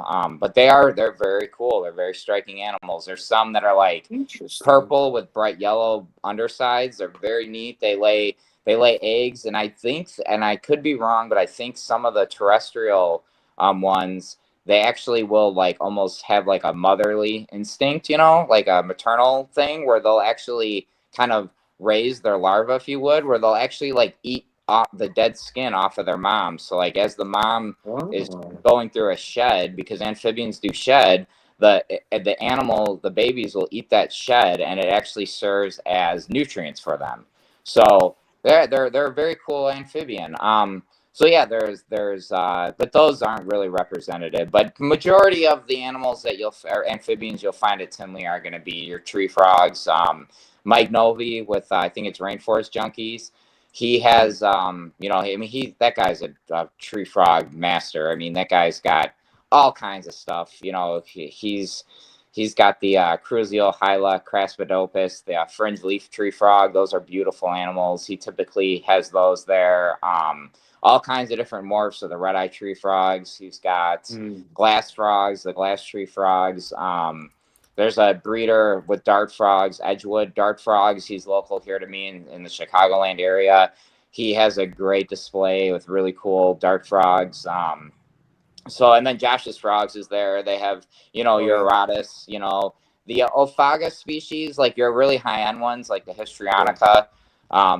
You're not really, I mean, you might be able to work out like with a breeder ahead of time for them to bring them to the show, but because of how sensitive they are, they typically, you're not going to see them on display for sale. But yeah, you know, you'll see your Pomilio there. You'll see your Ranitomea, your Erotis, your Dendrobates, Tinctorius, you know, those are in full display. So yeah, I would say that kind of runs the, you know, the gambit of what, you know, is typically available there at Tinley. Interesting. So I don't know how much you know about this, the rules and regulations of the show, but is there anybody at a show uh like who regulates the vendors? Is there anyone there that could say, you know, your animals are healthy or unhealthy, or this is legal or illegal, or this is wild caught versus captive? Like, who regulates these shows, So it's if actually, anybody?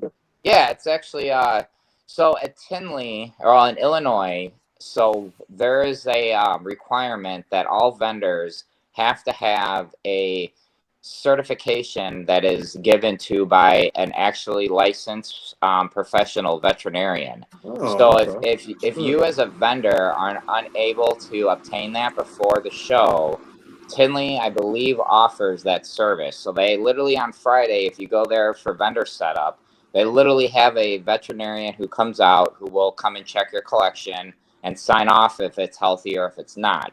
As far as wild caught versus captive bred, there's no real regulation for that, as far as my understanding is. It's just more of, do the animals look healthy?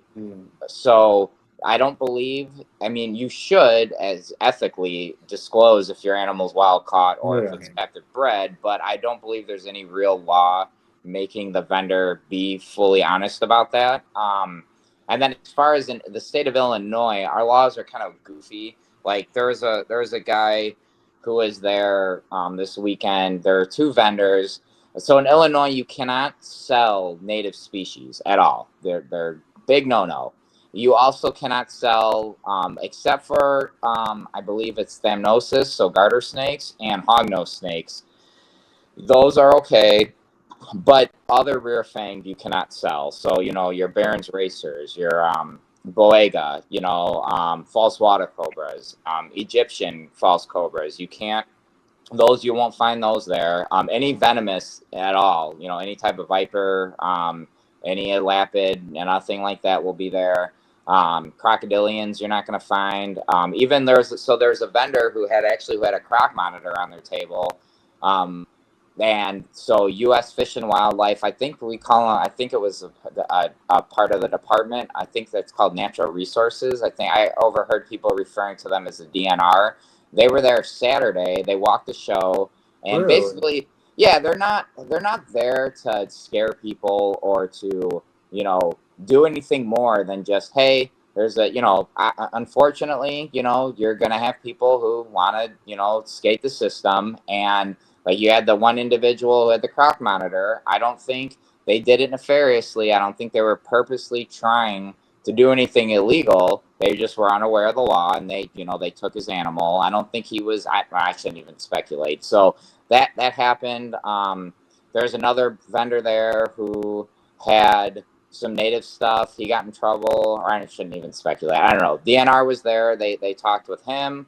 So there was, they are present. They will pop in. So if you ever are thinking about doing something that is illegal, most likely you're probably going to get, caught. As far as repercussions to the show itself, I don't know. I never hear anything about it, and to be honest, I make the joke. It's above my pay grade because I don't get paid anything. So I won't ever hear any of that information. Yeah. But yeah, that's kind of the rules and regulations here in the state of Illinois.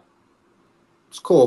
From your experience, though, most of the vendors and everybody took good care of their animals. Like everybody had some, nice, healthy, clean setups. And everything. Yeah, Tinley in general, like you can go to your typical local shows that occur, a few times a year or monthly or whatever. And then you go to Tinley, like just because like to get a table at Tinley, there's like multiple year waiting lists. You're not going to be able to just call up Tinley and say I'm a vendor, or let's say I hit the jackpot and I get inundated with baby fire salamanders and I want to sell them at Tinley. I'm going to go on a waiting list and wait like 3 to 5 years to get a table. So typically people who want to go to Tinley are going to be your more professional level breeders. So not only are their animals like usually very healthy, but their displays are top notch. And just the fact that there is so many people that attend this show, I mean, it is packed. So there's no really room for, if you have a bunch of crummy animals, people are just going to skip past you because why are you going to buy something that doesn't look healthy? You know what I mean? Yeah. All right. Well, I love talking amphibians. God knows I love amphibians, and God knows a lot of our followers probably love amphibians as well. But we are a gecko podcast. Now, let's talk about some of these geckos that you got in detail. I'd like you to elaborate on the leaf tails. There's something that I'm super obsessed with. I think that they're amazing species. I was so happy when I saw you were getting them, man. Like made my day when I saw you were getting these things. What set you down this road of these particular leaf tails? What read us the riot act, if you will, about them. What attracted you to them? How are you keeping them? What do you plan on doing with them? Tell us, man. Tell us about these leaf tails. Okay, so essentially, when the first Australian gecko I got were Strophaeus springillaris. Is that how you say it, Jason? There's actually Spinageris. Spinageris. So yeah, I got a pair of those, and I was like really into the just the genus or species of Strophaeus, and for some reason the eyes of the Spinageris really like attracted me to them. So those were the first ones that I got, and man, they are the most fun animal to watch eat, and that's saying something because I have like snakes too, and these guys are like little freaking ninjas, dude. They do not waste any energy. They're so calculated with their hunting, their ability to what do you call it? Like calculate how far they need to jump, how much energy is expended into striking at their cricket. It's so much fun. So I would find myself for hours just literally just watching them hunt, and it was so much fun. So then I I just started. I bought a book. I think it's what is it? A Guide to Australian Geckos. And when I was flipping through that, I remember they had done a gecko symposium before COVID. So this is maybe 2018, 2019. That was the first one. And I remember Philip Tremper was there. And this is before I really knew who he was. I think he had really good success with the Amicola, and I forgot what other species. So basically, he had these Aussie leaf-tailed geckos, and I remember seeing them back in 2018, 2019, just being very curious about them because they are very striking. They just look wild. Like they're just such a different looking animal. So when after I got the Strophuris, I got that book and I just started basically reading about them, and just that obsession just started to really take root. And after listening to you guys, you did that episode with Joe Hub, and I remember I was watching it live, and I was asking, just firing off questions in the live chat, what's the best recommendation for a beginner and this and that and all this other stuff. And I got to a point where I felt like the biggest hurdle with the Australian leaf tails is their temperature requirements. But me being me, with my collection as it stands already, that's not a challenge for me. Getting animals cold is not a big deal. So I'm like, you know what? These animals, I think I could do it. So I went to the show, and it was funny because I was talking with Jason about this a lot. And I was like, yeah, I think I'm gonna get Amicola, and I'm like, whatever. So then, there's another species of animal, African house snake, that I was on the fence. I didn't know which ones I wanted to get. And I did an Instagram live on my podcast stuff where I was talking about this a little bit. I was literally giving myself like anxiety because I did not honestly know. Yeah, like legit, dude. Like I was getting like overwhelmed because I did not know what the hell I wanted. And I was like stressing out, like, I don't know what to get. Like it was just freaking me out. And then, but that honestly, like I call that like my dry drunk, because even though I'm not drinking anymore, I still have that alcoholic mindset sometimes where I get this like I want it all or nothing mentality. So I'm telling myself, calm down. It's not, pick what when I get to the show, let the animals speak to me, and whichever one I really gravitate towards, that's what I'm going to pick. So I go see the African house snakes, and I'm like, oh man, these are beautiful. I think I'm going to pull the trigger. And I'm like, no, let me go look at the leaf tails. So I go over to Philip, and Philip, I already had gotten a female Diplodactylus galeatus from him. And I already talked to him about getting a Strophuris ciliaris. So I needed to pick up the geckos from him already. So I went over, and he had that, Jason, how do you say it? I sound like a Polak. Sorry, I'm Polish, by the way. I don't mean that derogatory term. My family, we are Southside Polish, so I don't mean that derogatory. But what's the Salatorius salabrosis. Yes, Celebrosis. So he had two juveniles, and dude, he had the Amicola and the Celebrosis. And I don't know what it was. As soon as I saw the Celebrosis, I'm just like, you know what? The Amicola are cool. I freaking want the Celebrosis. So Phil's talking to me about them, and Philip's just like, yeah, they live, I think he said like upwards around 15 years or so. And I'm just like, nice. Yeah. And I'm like, take my card. Here you go. But let's do it. Like, boom, freaking got them. And man, like and it was so funny because I sent you guys the pictures of them. And Jay, what did you say? You're like, oh man, you skipped right over the Amicola, didn't you? Yeah, yeah. Well, because I remember the question that you asked Joe, and you're like, hey, which one's the best starter? And I was like, oh, damn, he just went right over that one. No, I mean, that's cool though. Like your eyes were set on something else, and I know you're gonna do the research on it. So it's it's this.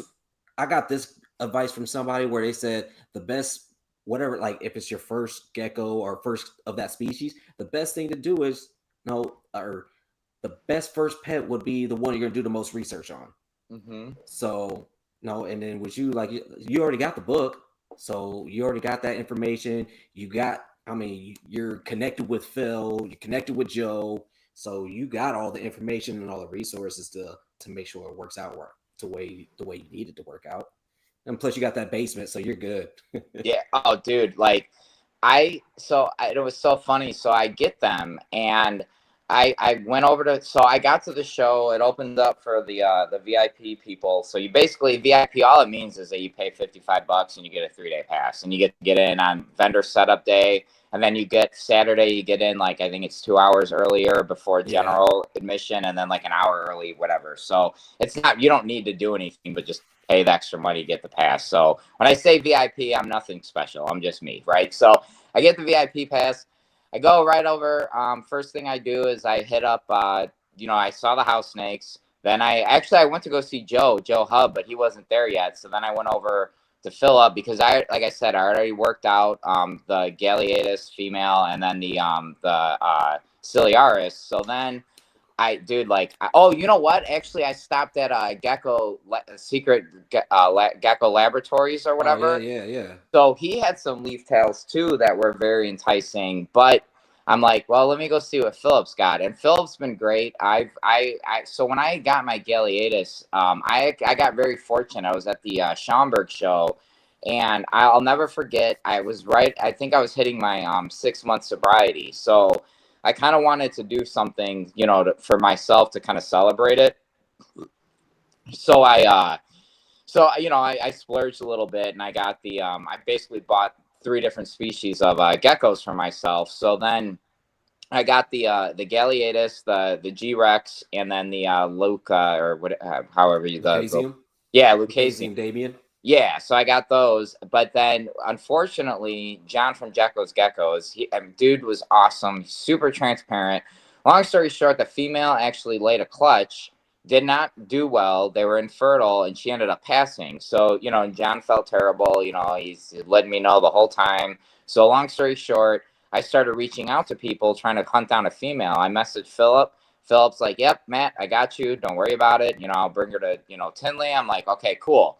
So yeah, I and me and Philip have been talking, we chat on Instagram, about gecko stuff, whatever. So I was like, well, before I buy anything from anybody else, let me go see what Philip's got. So I go over there and man, he's got the Celebrosis, and dude, I don't know what it was about those animals, if it's their tails or what, but you talk about like love at first sight. It was kind of like the best way to explain it. If you ever adopted a dog from a shelter, you don't know what puppy or what dog you're going to get, but when you get there, something just speaks to you. That was the Celebrosis. Like I fell in love with them. I'm like, dude, I need these. I didn't want them. I needed them. You know what I mean? Awesome. I had to get them. So yeah, I bought them, and then I basically how I'm set up right now, because they are too young to sex. So essentially, I have them in 12 by 12 by 18s. I have the Arcadia Luminize. Man, as much as I talk about Arcadia, I should see if they want to sponsor me. No, I have the Arcadia Luminize light on them. The UVB. I have the 6% forest on them, and then I have cork, basically kind of like what and Philip echoed the same thing, but basically how Joe Hub on your guys' podcast, for those of you who haven't heard it, I recommend it. It's an awesome show. But what Joe and Philip basically said is do cork flats, not rock, because if the rock slips or something, it could smush the gecko, and cork is a hell of a lot lighter. So I put a bunch of cork flats, kind of stacked up vertically parallel to each other, so they can kind of get in between them. And then I did I have the background, that foam background, that like crap that Exoterra puts in there. I left that in just for something to crawl on, because what people that don't know about the Aussie leaf-tail geckos is they're not, when you think about a gecko, typically you think of the ones that have the toe pads where they can crawl straight up glass. These guys, they have like legit like claws, so they can't crawl vertically up glass surfaces, so they need rough stuff to climb on. So I essentially have cork on the sides of the tank for them to crawl up on. And then I don't have any heat. I just keep them at room temperature. And as of right now, because I live by myself, I have them right in my living room so I can watch them. Like, dude, the first night when I got home, I set up their enclosure, and I legit or no, before I get into that story. So that's how the environment's set up. I also used organic topsoil for their substrate, and then I also did a false bottom.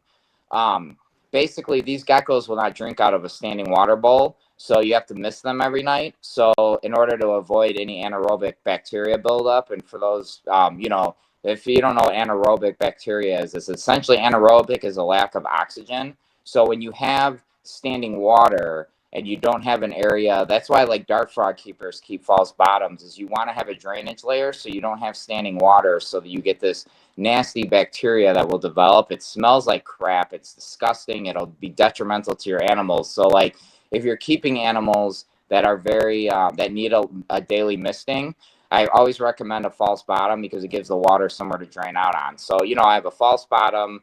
I put a you can buy like I think Josh's Frog sells it. It's essentially like a substrate separator. But dude, honest to God, you don't even need that. Like I go to Home Depot, I buy. You ever seen that Vagaro? It's like weed block. People use it in their gardens. They put that shit down to keep weeds from growing out. You just get the stuff that's porous enough to allow water through. Dude, you buy a freaking roll of like 100 yards or whatever square feet. And I just cut that to the dimensions of the tank, and I just use that as my substrate separator barrier. So yeah, that's how I have them set up. And then when I got home, after I set everything up, I wanted to go to bed the first night at Tinley. Like that was Friday, so I wanted to go to bed early because I was going to get to the show at 8. I wanted to be there at 8, and I'm about 25 minutes outside of Tinley. So I was up legit till like 1 in the morning, just sitting on the couch watching these things. Dude, it was they are so cool, man. Like when I took them out of the deli cup to go put them in their enclosure, the way that they like, have you ever held a tarantula? Like in my mind, before I pick something up, I feel like I have an idea what I'm expecting it to feel like. And the only time I've ever had a feeling like this is when I first held a tarantula, because I thought I knew what it was going to feel like it walking on me. Totally wrong. Like it felt completely different. Same thing with the Celebrosa, because like I go to pick them up and their little claws, dude, it doesn't hurt, but it almost feels like little like needles. Like it was such a cool, like, I'm like, oh wow, that's not what I was expecting, and I don't handle them obviously, but I went and put them in their enclosure, and dude, they went and hid for maybe the first hour, and then I turned off the TV, and I'm legit just sitting on the couch. I only have I live off of kind of a main street, so I have a street light outside of my house, so that's the only lighting.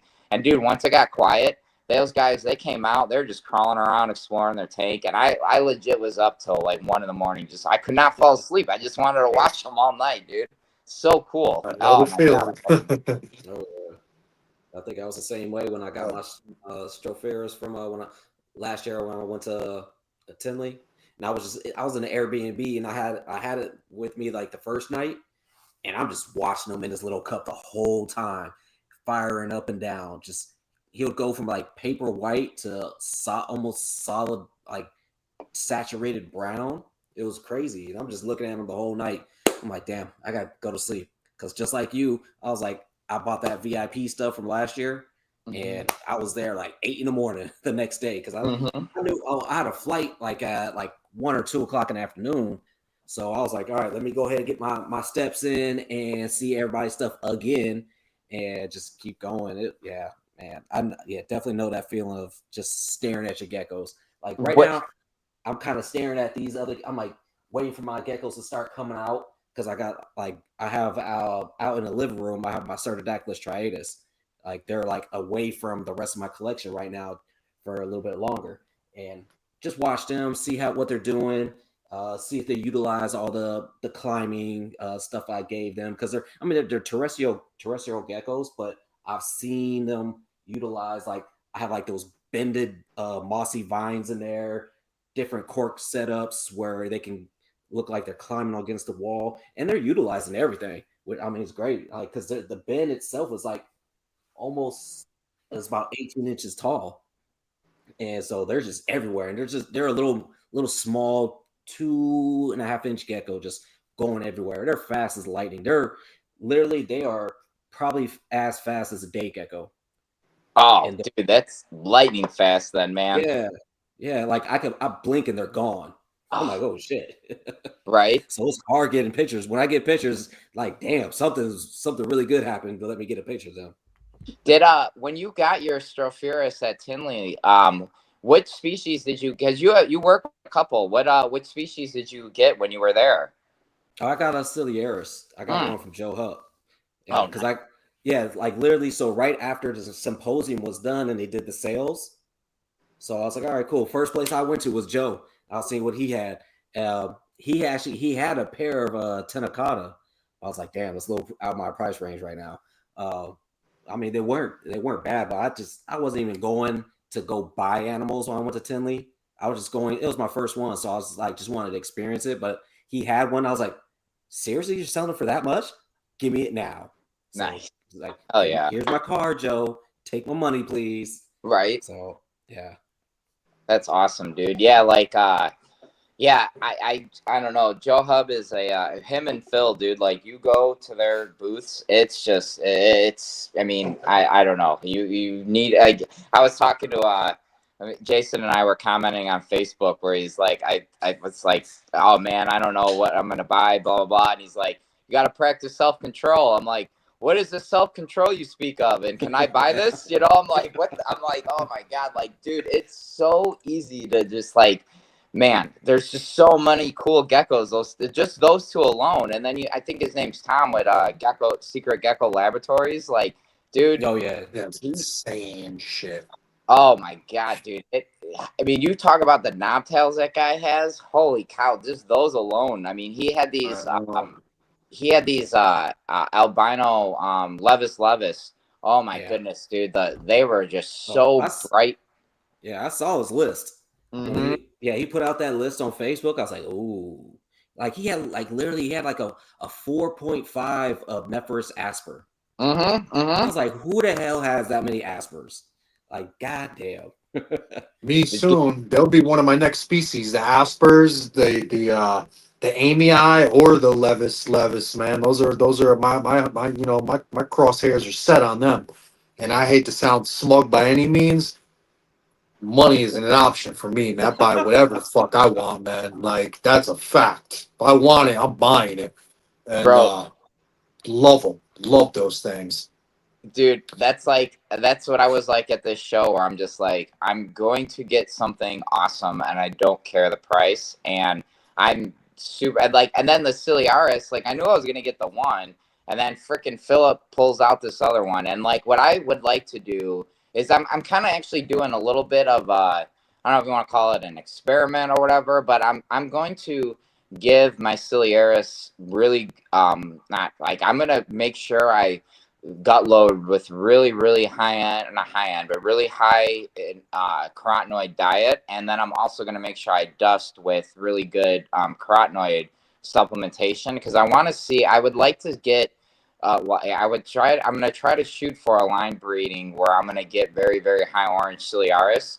So Philip pulls out this one and he shows me the parents, and they're very high orange, like, and I'm just like, oh my goodness, yep, I'm gonna buy this one too. And next thing I know, I'm freaking dropping, let's just say it was a good amount of money that basically everything that I had saved up for the show, I did not come home with any of it. Oh, I mean, when you I told mean, me I've the seen price, those things go it for wasn't that bad. 1,500. Yeah.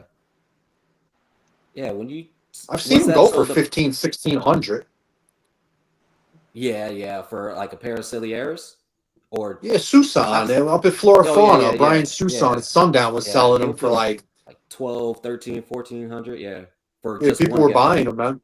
Yeah. Those crazy orange looking ones, man. They were like black and orange, but they're high orange, man. And they were selling like they were gone. So that price that you told me, was that for all the geckos that you spent? For all the Well, geckos? Or that was that was just for the for a certain pair? that was for the two Ciliaris and the two uh leaf tails. Celebrosis? Yeah, Okay. Oh, Celebrosis. great price. The Man. gal the Galeatus, the Diplodactylus, after John, unfortunately when the female passed away, John, I mean, obviously John's a great guy. So, when he had refunded me the money, and I was just freaking out trying to find a female. When Philip said he had it, I was just like, here's, I can pay you right now. So I had already paid for the Galeatus.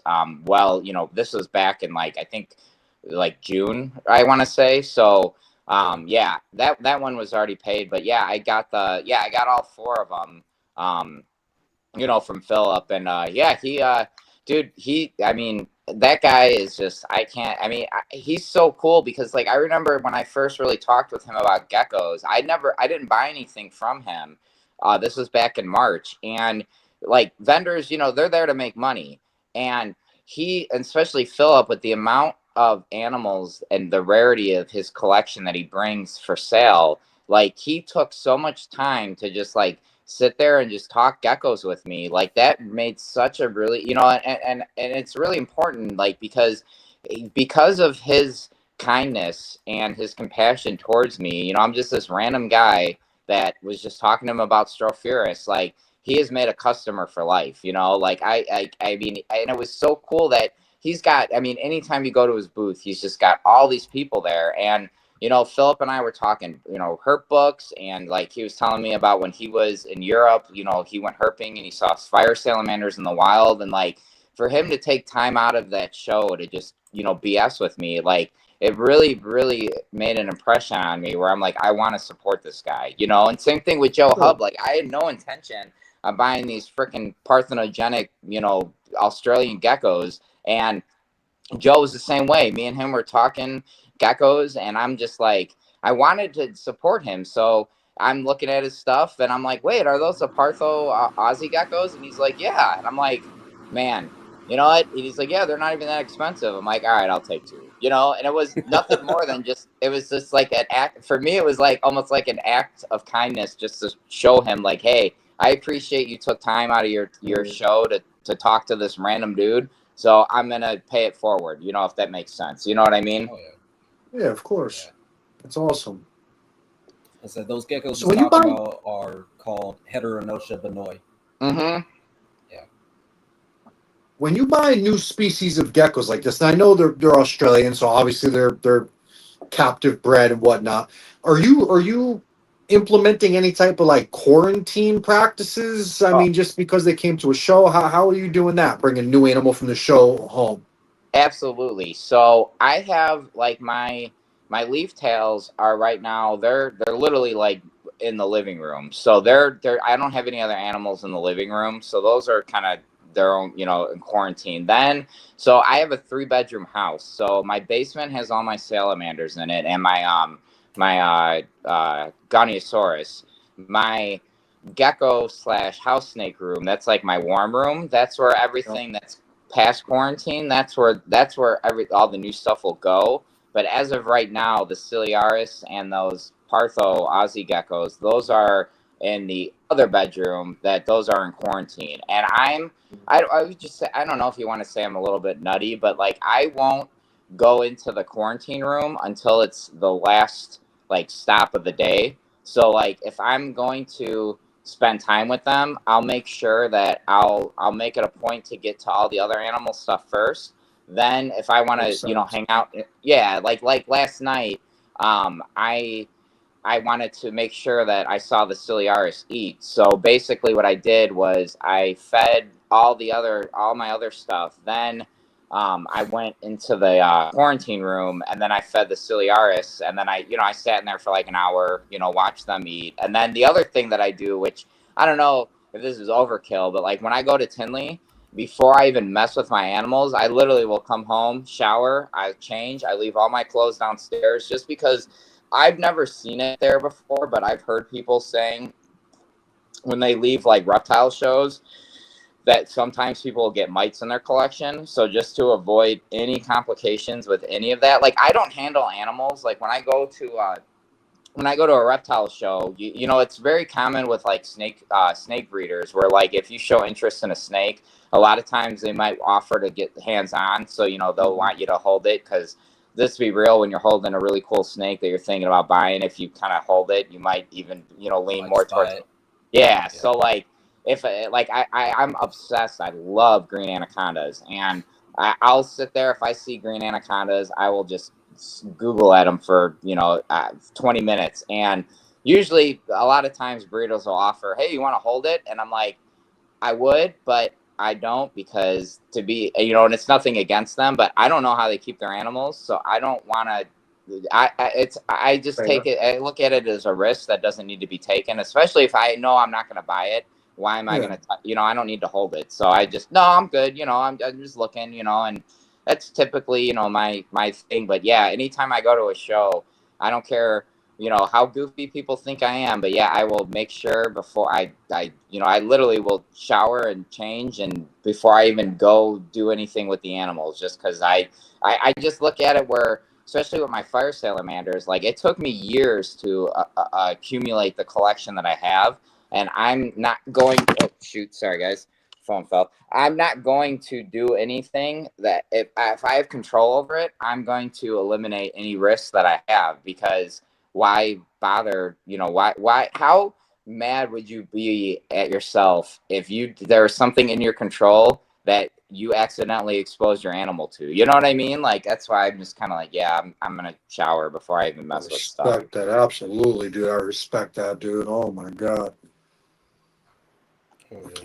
I mean, it's crazy because there's so many like with B cell. So like that's something too. Like, so B cell is this fungus that has ran rampant in Europe, where from my understanding, is its origins. It originates out of Asia, and a lot of their caudats are. They have the ability to carry it, but it doesn't impact them the way that it did the fire salamanders. So when B cell got introduced into Europe, it did numbers, gangbusters on the fire salamander population. It damaged and it really, really put a dent in their wild population. That's why the Lacey Act, when it was updated, a lot of the lobbyists, when they wanted to, basically why they banned the import of fire salamanders into the United States, was because we have such a large diversity of them. I mean, we literally are the hotspot when it comes to salamanders in the world. So we don't want our biodiversity to be impacted by something that isn't, that doesn't need to be here. So I get why they put that ban in place.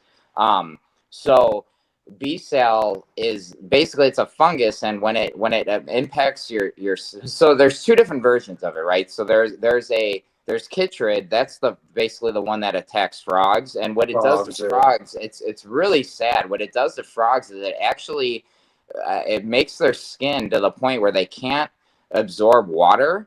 And what it'll do to them is it actually gets them, I think it stresses their cardiovascular system so much it essentially causes them to go to cardiac arrest, and that's how it ends up killing them.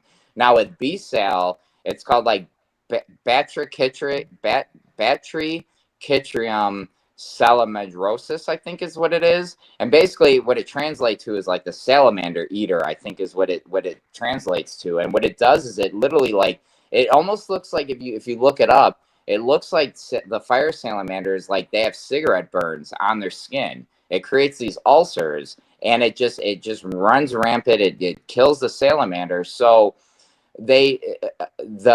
because of how these different bacteria and funguses are so prevalent with the amphibian population, I'm very, very sensitive towards exposing my collection to stuff. The other thing too is with the snake hobby, there's they call it the serpentor virus, where it's basically it's a viral infection that my understanding is it coats, it causes the snakes to develop really like thick, almost like mucal membranes on their lungs. And essentially, I believe it like almost like drowns the snake. And it basically, there's been keepers there's a guy, I believe his first name is Cody, out of Florida.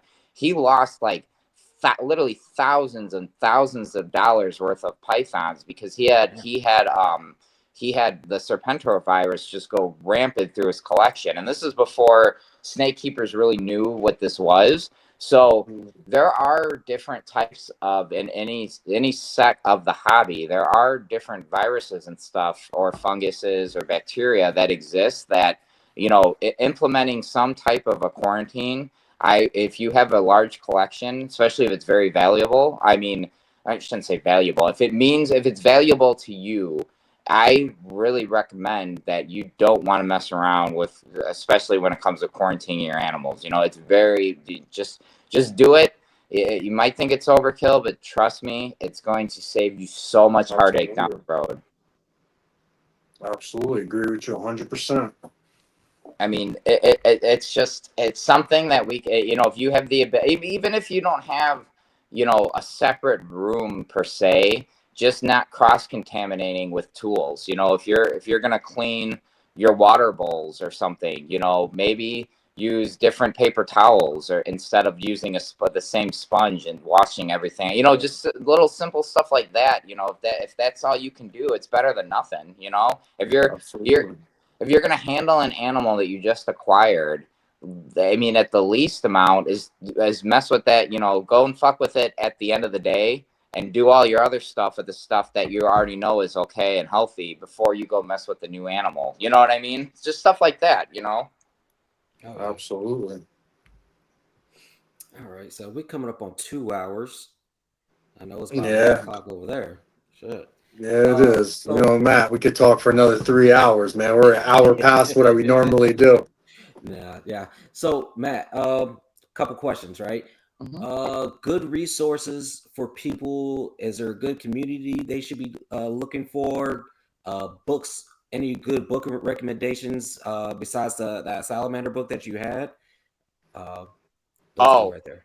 yes. So if you're wanting to learn about fire salamanders, there is a great online resource. It's called caudat.org. That is essentially, it's like a social media that is geared directly for salamanders and newts. There's a species section, if you would, a thread that is just on fire salamanders. And I recommend, if you want to learn more about them, click on that thread and just start reading posts, because there are so many great stories and people, experienced keepers, that contribute to that. Yeah, obviously the genus Salamandra, that book, unfortunately, it's out of print. It is pretty pricey if you do want to buy it, but if you can afford it, I definitely recommend getting that book. There's also a bunch of other salamander books. There's one, I think it's just called Newts and Salamanders. It's basically it's like 1,100 pages long, and it is the biggest, most thorough book ever, in my opinion, ever written on crawdads. I mean, it has an account, a species account of, like, I mean, this is natural history, not so much husbandry, but it is awesome. That book, you can get it. It's in Europe, but if anybody's interested, contact me. I don't know off the top of my head what the website was, but there is a website in Europe that will ship to the United States, and that's how I acquired mine. That book I recommend. There's also a series of books that's called like Keeping and Breeding Rare Salamanders and Newts. That's another Chimera edition book. You can get those on Amazon. I recommend there's three out. It's up to volume 3. Volume 4 is about to come out. I recommend those. So yeah, those, and then also there's a group on Facebook. It's not as active as it used to be, but it's I think it's called Salamandra Keepers US. That group is good. Then there's just a general Salamandra keeper, and that's worldwide. That's a really good resource.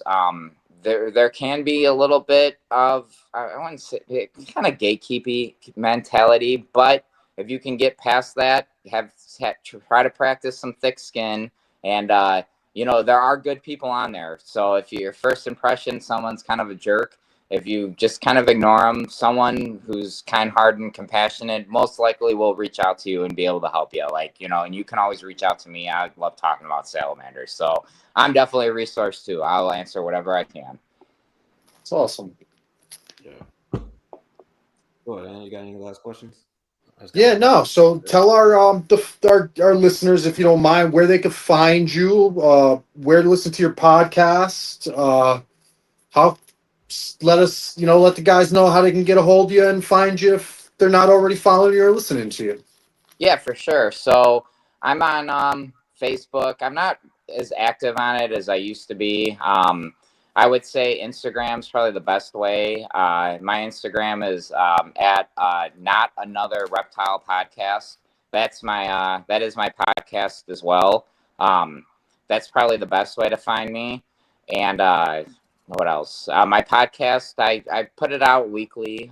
This week has been delayed though because of Tinley. I already recorded it. I gotta edit it, and every time I get home, I've just been so gung ho with these new geckos. I just be honest, I just been spending time with them. But yeah, I'll get that out. If I don't get it out this week, I do have a full-time job, so depending on how work goes this week, I'll try to get it edited and put out. But if not, it'll be up. I'll put out 2 episodes next week. Yeah, so and then you can find that podcast on, I think I have it on Apple, Spotify, and Amazon. Awesome. So yeah, that's pretty much, that's the deal with that. And that podcast is more centered around just anything cold-blooded with a backbone. So I talk snakes, amphibians, geckos. I mean, that any type of species, a lizard. I don't know. The new episode that's going to come out is all on testudos. That's like the hermins and Russian tortoises. So hey, I try to cover Awesome. all of it. Nice. Cool. Yeah, guys, if you're looking for a cool podcast, man, long form, something to listen to while you're in your room cleaning or a long drive or something, they're great, intellectual, intelligent, information packed conversations to listen to, man. They're like seriously some of my favorite podcasts to listen to and re-listen to. And I'm always learning something, you know. I mean, it's no secret I'm no expert, but I'm always learning something from his podcast, guys. Like it's if you're into reptiles, you'll love the podcast. Give him a follow, check him out, man. Really, really cool stuff. And a lot to come. Lot to come. This kid's got a bright future in this, man. It's gonna be something big, man. Well, I really appreciate that, Anthony. That means a lot, man. Yeah, that means a lot. Thank you very much. So No before doubt, we get out brother. of here, I got to ask my question. So what has been your biggest failures in this hobby, and what have you learned from them? Jeez, biggest failures. Which ones? Let's see. The biggest one that comes to mind is when I first got into Phelsuma. I'll never forget. I had this idea, or someone had told me that nocturnal animals, even though Phelsuma are diurnal, I was told that they can't see red light. So what I would do at night was I had red light bulbs that I'd put on them. And dude, I must have messed those animals' poor little brains up so bad, just with their circadian rhythm must have been thrown off so much. Yeah, that's embarrassing. I used to keep them on that stupid reptile carpet, you know. I my leopard geckos, I used to use freaking, I mean, we all did in the 90s, you know, heat rocks and shit like that. Like that was bad. Yeah, that's those are the ones that come to mind definitely. Yeah, for sure. All right, Matt. Well, definitely, dude. It was a pleasure having you on. It sucked my camera went off, but it's all good. Anthony held it down today. So appreciate to the both of you guys for holding this down. Matt, you already know you got an open invitation. Dude, please start breeding those those Aussie geckos right there, man. Those leaf tails, man, I want to hear about that. For real. Oh, Hell yeah, dude. So excited for you, dude. So excited. for sure, man. Let's keep our fingers crossed that I got a pair. I mean, if not, Right. it's not the end of the world because it's just a reason to go buy some more. No, I almost hope you don't. I want to see you get more. right? All right. Well, definitely stay on for a little bit, Matt. We're gonna go ahead and end this right here. Everybody, have a great night. Like I said, please like, share, subscribe. Let us know. Shoot us a DM. What do you guys want us to have us talk about? It's like I said, we got some big things in the mix coming up with some great discussions with some great folks. So just be on the lookout for that stuff. Until then, have a great night. Later, guys. Oh, all right. We are off.